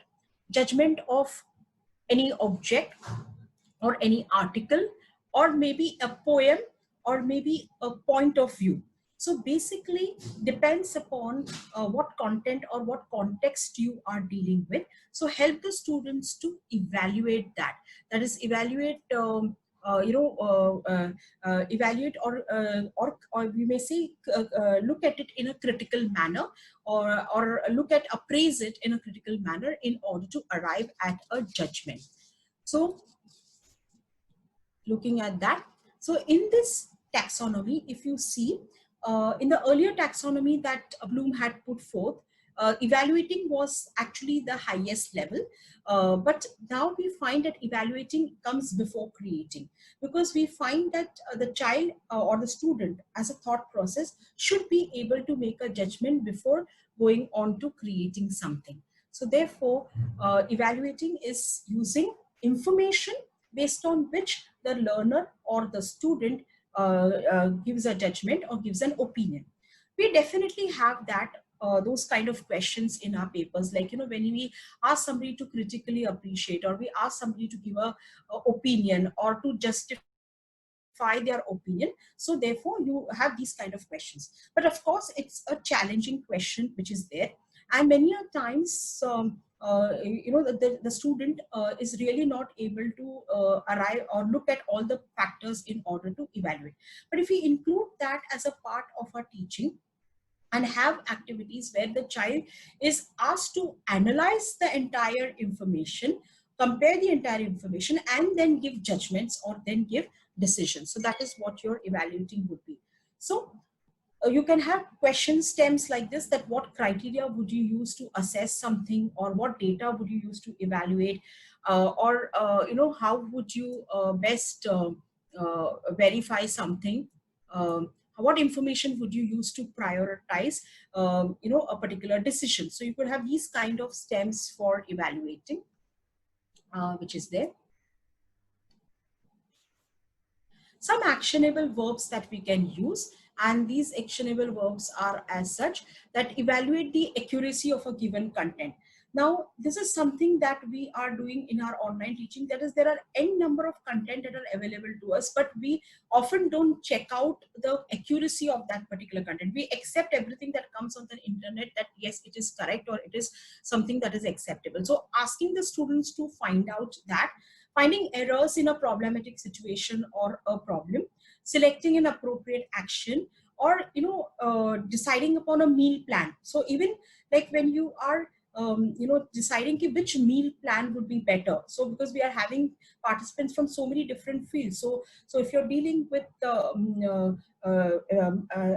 dietitian course, or if you're you're training your students for nursing, so what kind of meal plan would be good?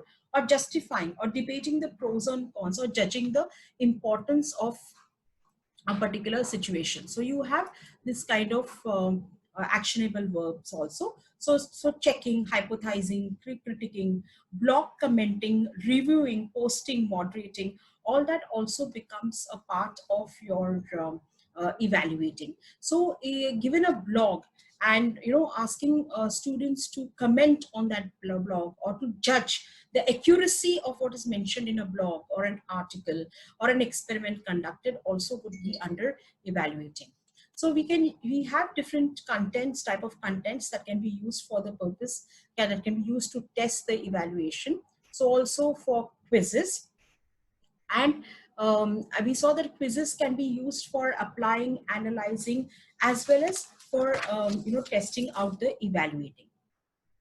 Discussion forums also play very important role. We said कि analyzing a discussion and evaluating or giving your opinion about a discussion that has taken place or that has been given, that also would enable students to use developing the higher order thinking of evaluating. We come to the last level, and that is create.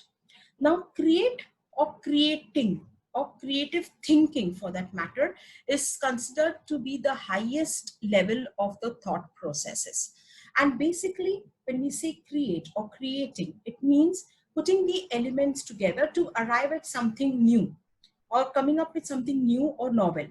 Now, let us keep in mind, it may not be new or novel to the world, but it is definitely new or novel to the individual. That means we're talking about the child.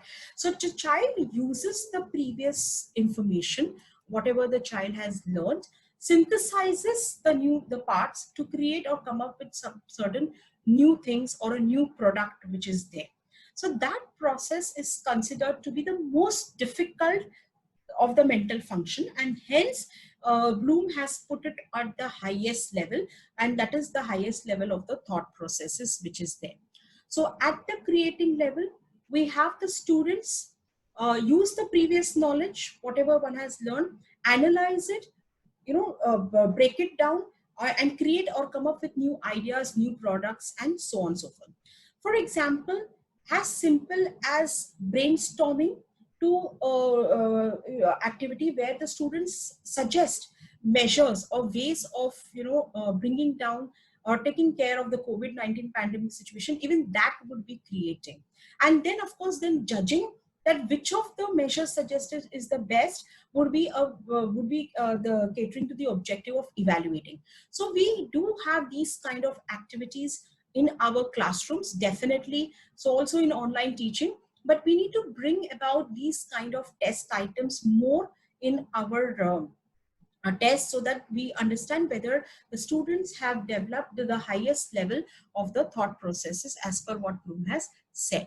So some of the questions that can be there: what alternatives can you suggest, or what changes you can make to revise something, or how would you generate a plan? I saw an example some time ago which said that something about an agreement. So somebody has posed that thing, which can come under evaluating also, it can come under creating also. Or how would you invent, or how would you put forth something to bring up with something new? So create, some verbs that we can use is create, invent, compose, propose, plan, design, formulate, develop, all those things together.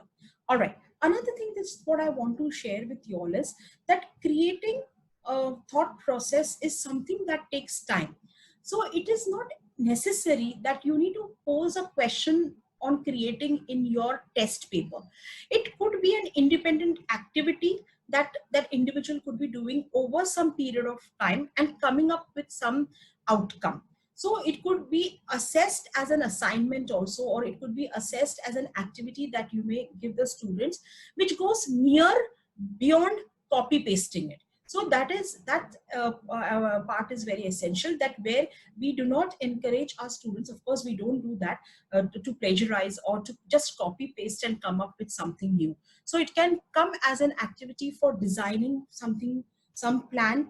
It could be a plan for of investments that can be done, or it could be constructing something, inventing something, even for that matter preparing a video showing of a particular content, or remixing videos or remixing clips, blogging, even those things, or Viking, directing, broadcasting, all those things, these activities, these outcome activities could be related to creating. So we could ask our students to create videos, text, PDF, PPT based on the information that they have gathered, they have researched and created something of their own.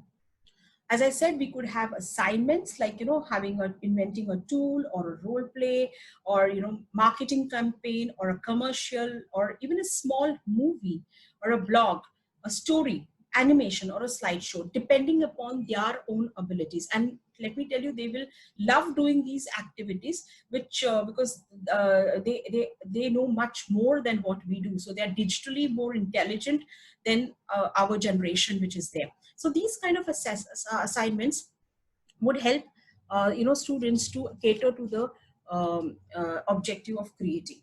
Okay, what I want you all to do is create one activity. It could be a discussion forum, or it could be an assignment in your content area, which will allow you to measure the achievement of evaluating or creating objectives. So any one of the objectives, either evaluating or creating, or you can have both evaluating as well as creating. All right.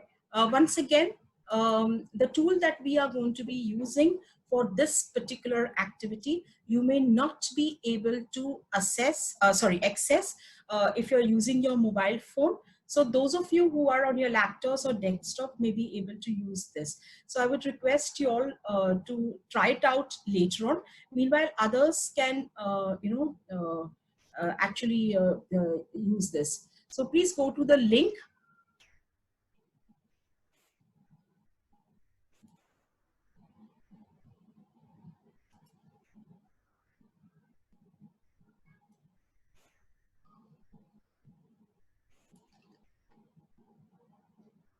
Are you all able to see my screen? No, Usha ma'am, it's not visible. Okay. Now it's done. Yeah, now we could see. Yeah. But I think what you can see that Zoom written there, right? Yeah. It is Zoom window. Yeah.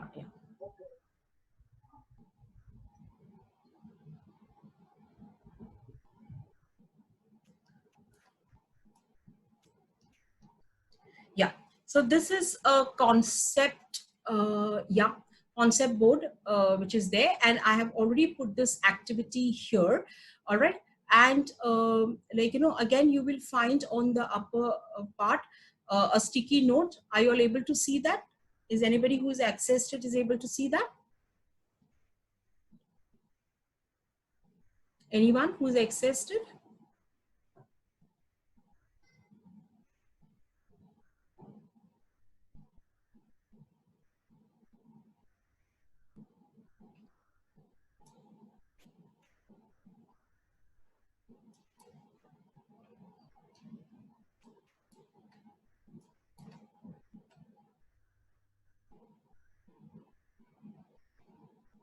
Yes, I can see that people have started using. Yes, very nice.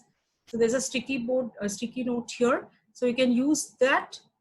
Once you use a sticky note, select a color. Okay, once you select the color, once you come to that color, use the T text which says above it. Yeah, this one. Click on that text options and then start typing.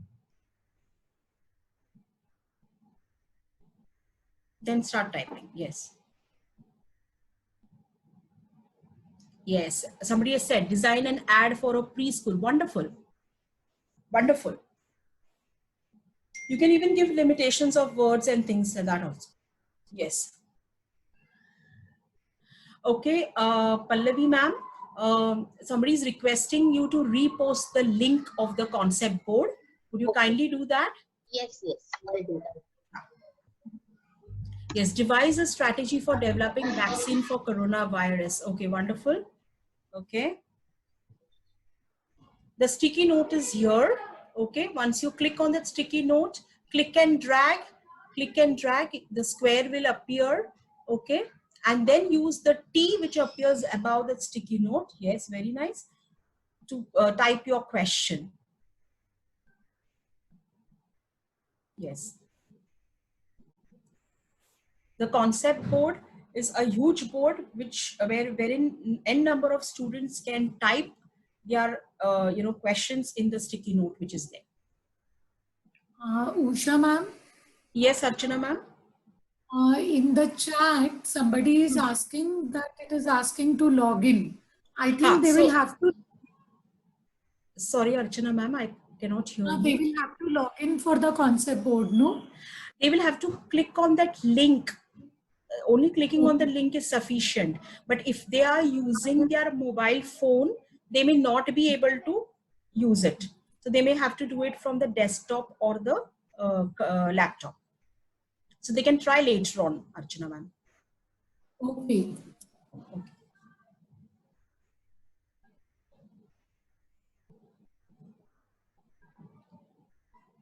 Please click on this sticky note. Okay, once you click, you get this kind of option. Select any color that you want and then drag like this. Once you drag, then you can click on this T and then you can start your typing.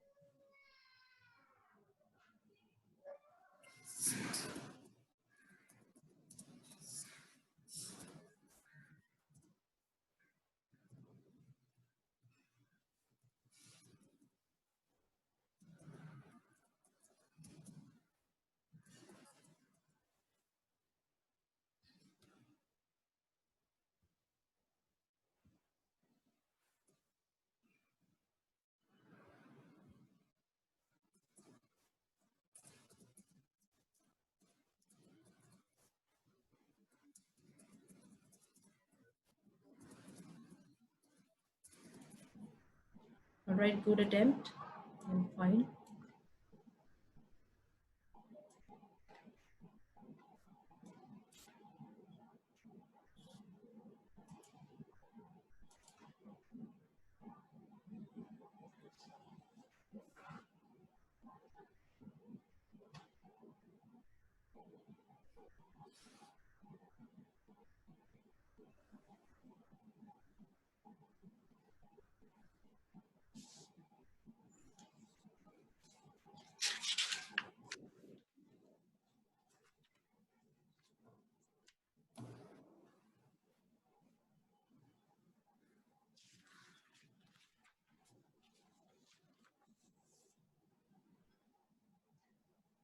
Okay, I'll stop sharing this. We'll wait for a couple of minutes because some of your colleagues are still trying out. So let them just try that out.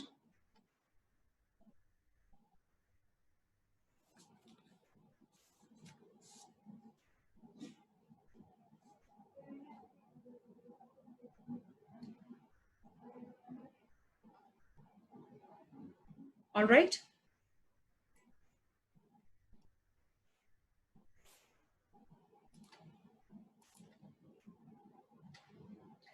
So you have come up using a concept board. You gave the questions that were related either to evaluating or to creating. You can continue doing this activity at a later stage also. I have kept the link open and you all can explore it to your heart's content, how we can make use of a concept board in order for students to, come up with ideas or brainstorm with ideas. So let's go now to the next part that we have to do. So with that last part that we did, we completed Bloom's revised taxonomy, where we saw that we went from remember to creating, where remember was more related, to what you have already previously learned, recalling and remembering, where you ask students to arrange, describe, order, so on and so forth. So we have moved from remembering, understanding, applying, analyzing, evaluating, and then creating. That is there. As I have said, that depending upon the needs, your own needs of teaching a particular content, depending upon the content, depending upon the students' needs, you can utilize any of these objectives in order to test them, and your questions in your test paper or otherwise whatever you are using needs to be balanced, so that it's a balance, or it's a you can say a combination of all these different objectives. Now, how to bring about that balance, you are also going to be discussing that in one of the sessions that you're going to be doing towards the end. So you will learn how to balance and have different kinds of questions. But your forthcoming sessions are going to help you to revisit and understand how to frame questions in a precise and concise way, and how to look at different kinds of questions that are there. So before I close the session, I will ask, I want to know if there are any questions, if anybody has any questions. I think as you have been suggested, it's been posted, you are requested to put the question in the chat. So Archana ma'am? Yeah, Usha ma'am, I'm just checking. Yes. So far, I have not found any question related to any doubts, like whatever the doubts were, they were with respect to the activities, which I think have been answered immediately. 1 minute.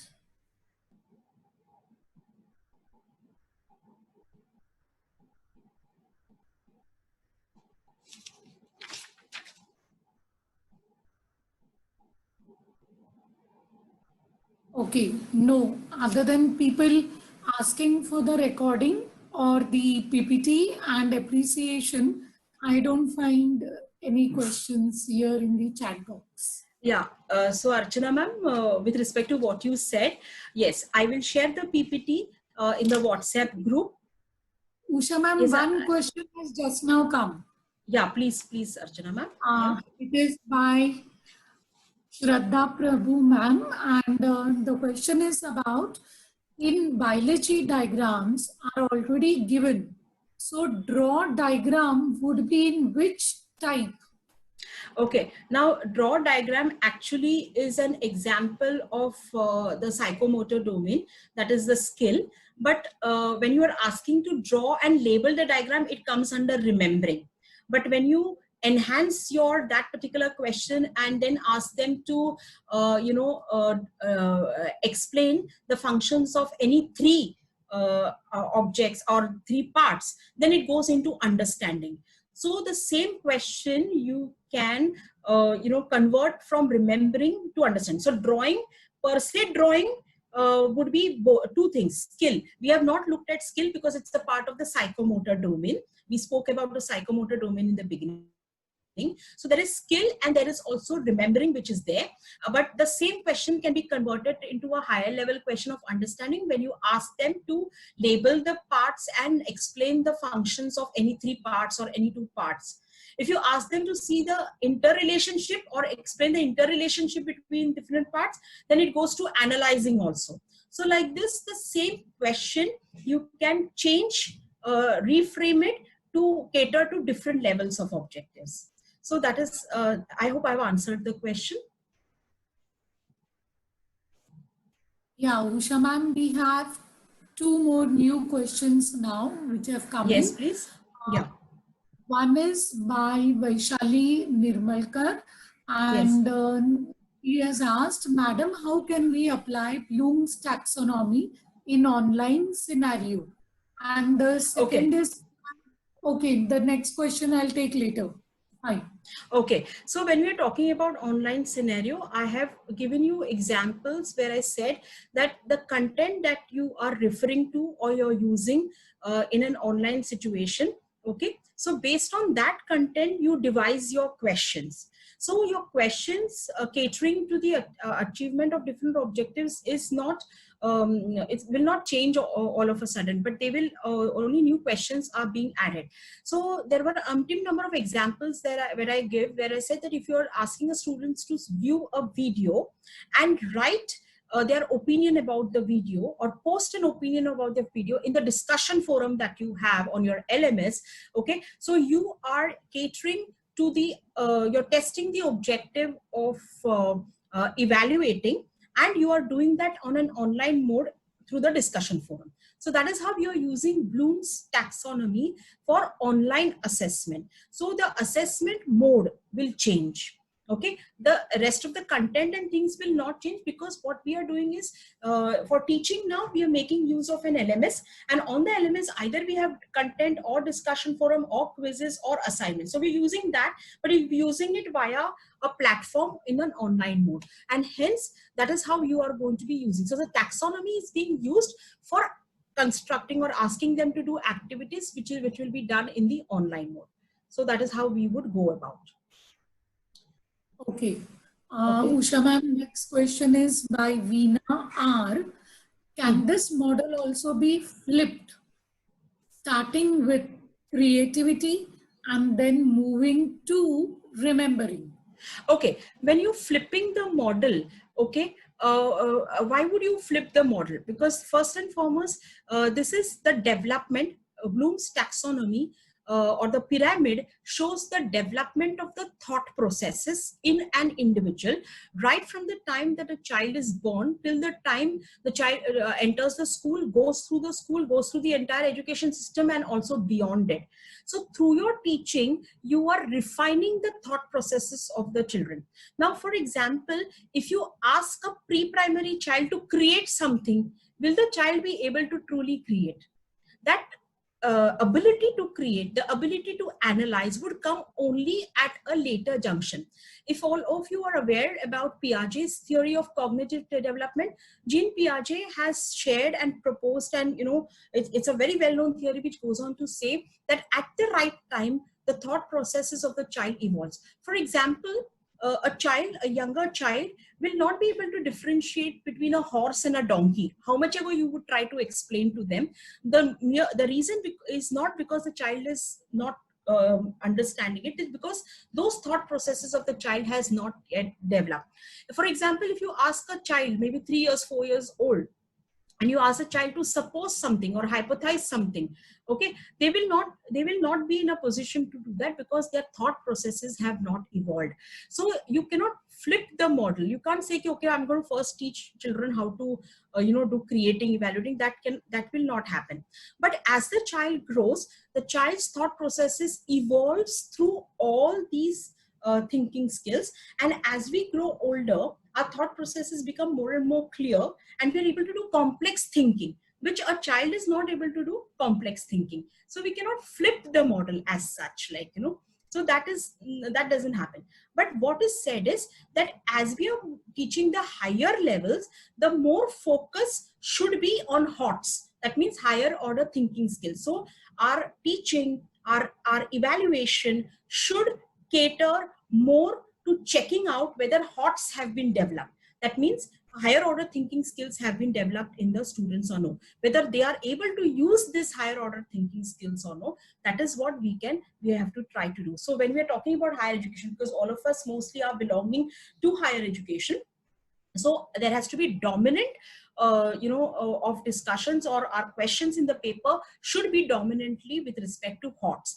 And that is what, when you are doing the last session, you will realize, when my colleague Dr. Sawant will be dealing with that session, she will tell you that how you need to balance out between different levels, and depending upon which level you are planning a test paper, the value or the marks that you're allotting, or the number of marks that you are giving for different kinds of question is going to vary.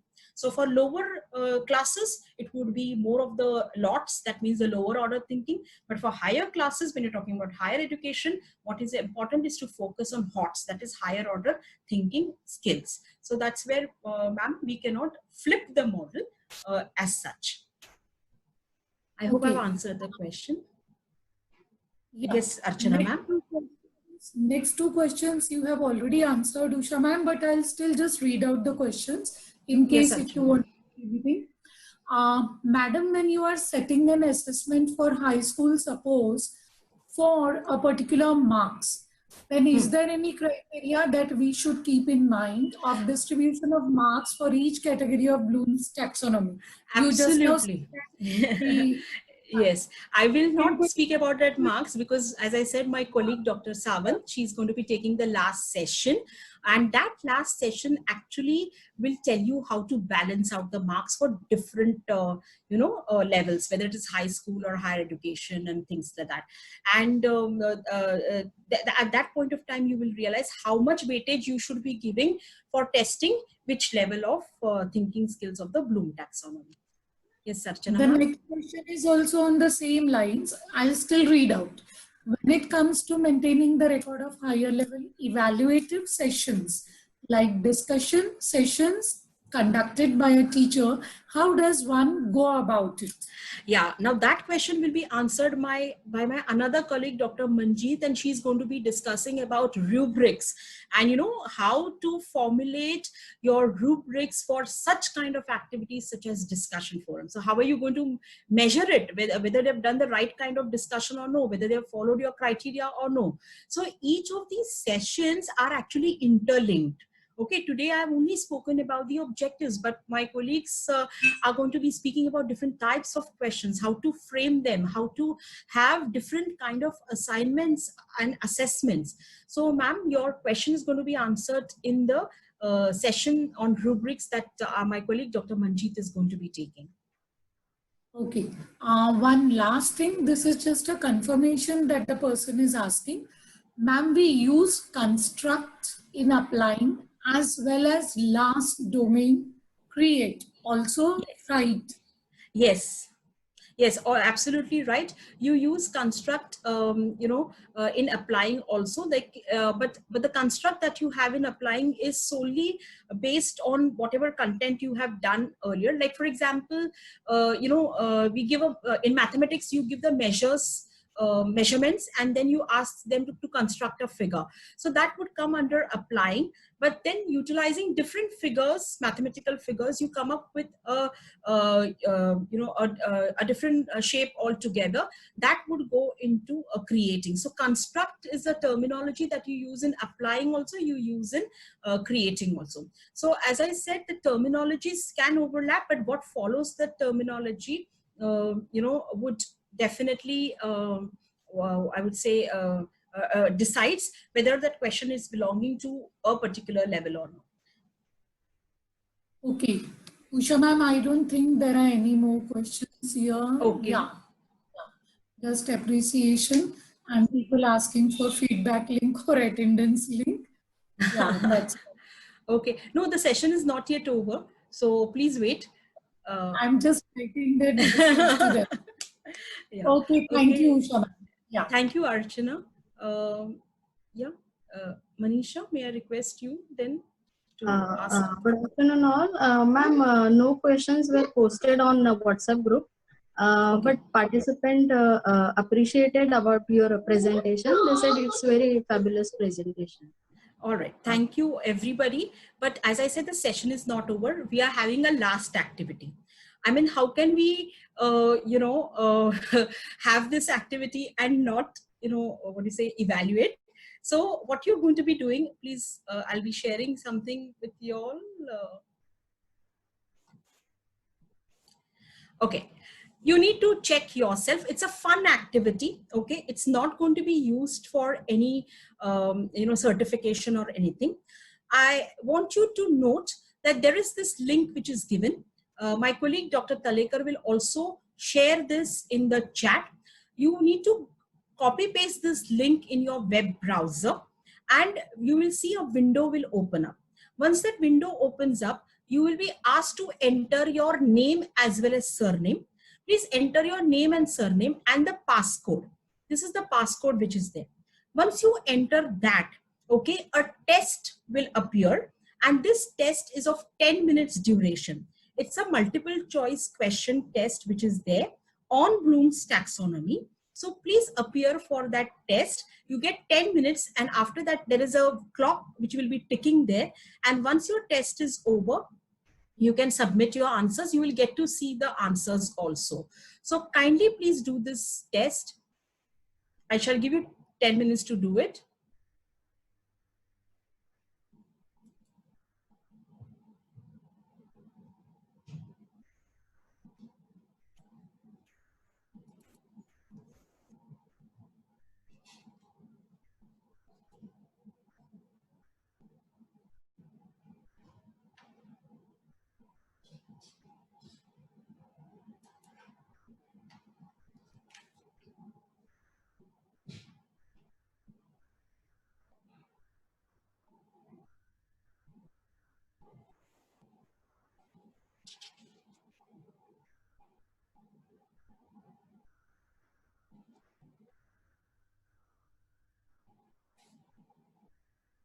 do not click but paste the link in the browser. Dr. Talekar has already specified that for you.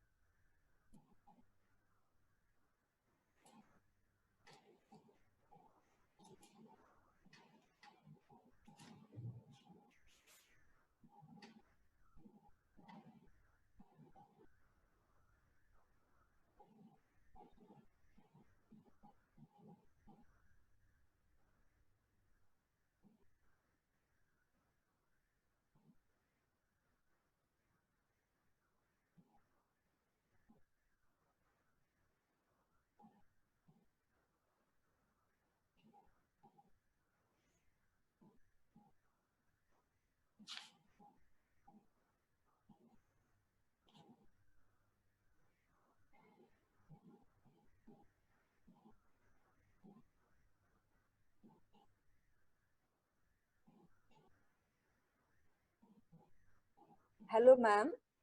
Hello, yeah. Can you please post the link again? We couldn't copy the link. Ma'am has shared in the chat box, but it's not. We are not able to copy the link. Can you type it out? I'll share my screen. Could you please type it out? Okay. This is the, yeah. Please type it out.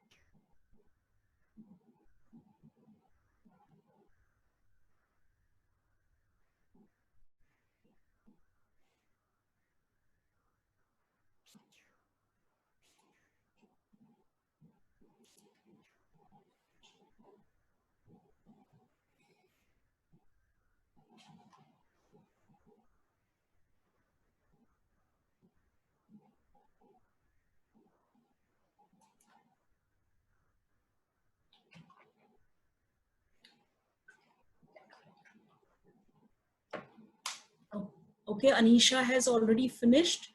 So good, Anisha.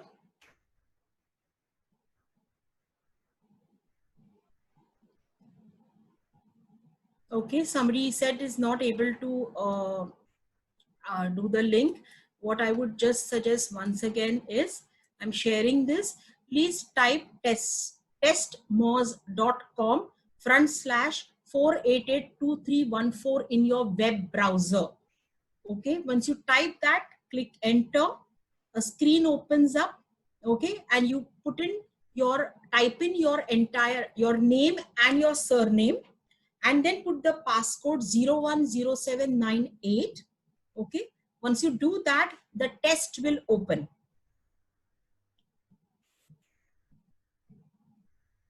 As you complete, you can start putting it. Yes, somebody said, can I do it later on? Perfect, no problem.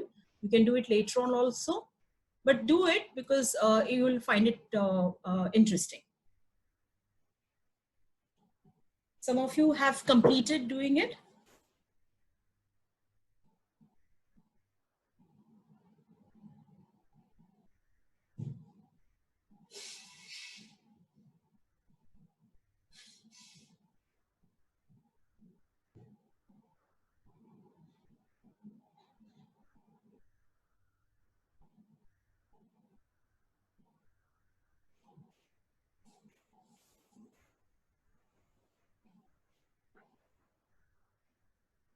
Okay, Suklima ma'am, if you're not able to connect, no problem. You can try it at a later junction also.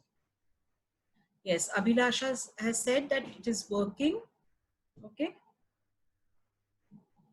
Okay, submitted. Okay. You can try it out at leisure later on also, but do try out.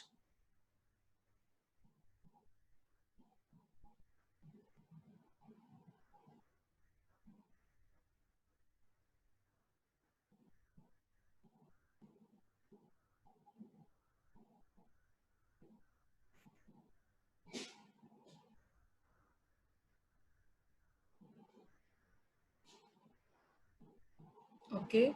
Lakshmi Shri also said that she has submitted. Fine. Dr. Usha, it was very nice listening to you. Thank so you, nice, Kusuma. yeah. Yeah, thank you. No, I am Kusuma. Vidya Gauri Lele. Acha, sorry. It's Sorry, okay. I couldn't get it. Yeah, Yeah, I have, nice entered having through you, ma'am. that name. Yeah. Yeah, I okay. wanted to learn this Bloom's taxonomy for a long. So today I got it. Yes, ma'am. Got chance. So I'm really happy. And that too through you. That is another, coincidence from whom I wanted to. That's really good. Thank you so much. Thank you, ma'am, for your presence here, because in spite of so many of your duties and things that you have been there for the entire session, ma'am. It's an inspiration for me. So yeah, thank you very much. Yeah, thank you.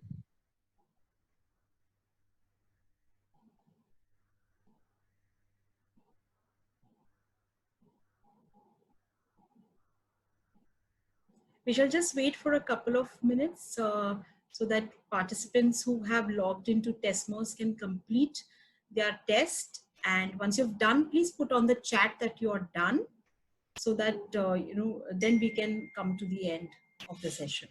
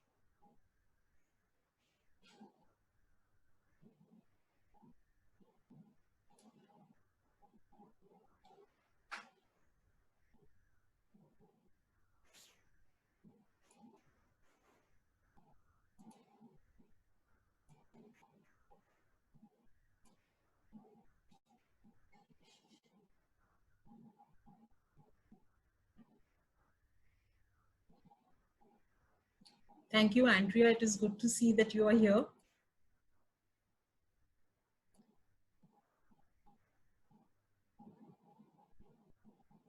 Okay, Shraddha ma'am has also completed.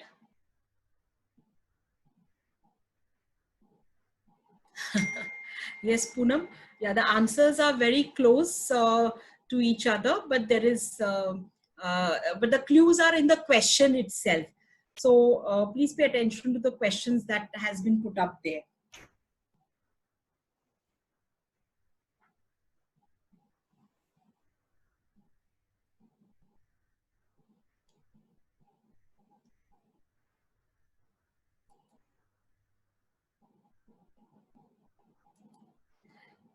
After the session, this session concludes, I shall be sharing some resources on the WhatsApp group. You all can refer to it along, of course, with my PPT also. You all can refer to it, and as and when if you are having any doubts or any questions, you are most welcome to put them on the WhatsApp group. The WhatsApp group will remain active for some time till the end of this FDP. So you have an opportunity to pose your questions later on as you attend the forthcoming sessions which will be conducted by my colleagues. So you will be in a better position to decide how you are going to be using the Bloom's taxonomy. I think many of you all have completed or done with your quiz. With others, I would request you all can try at leisure. I have kept the option of trying it out unlimited number of times. So it's not that if you have tried it once, you can't try it again. You can try it any number of times. Now, from my side, I would say, I'm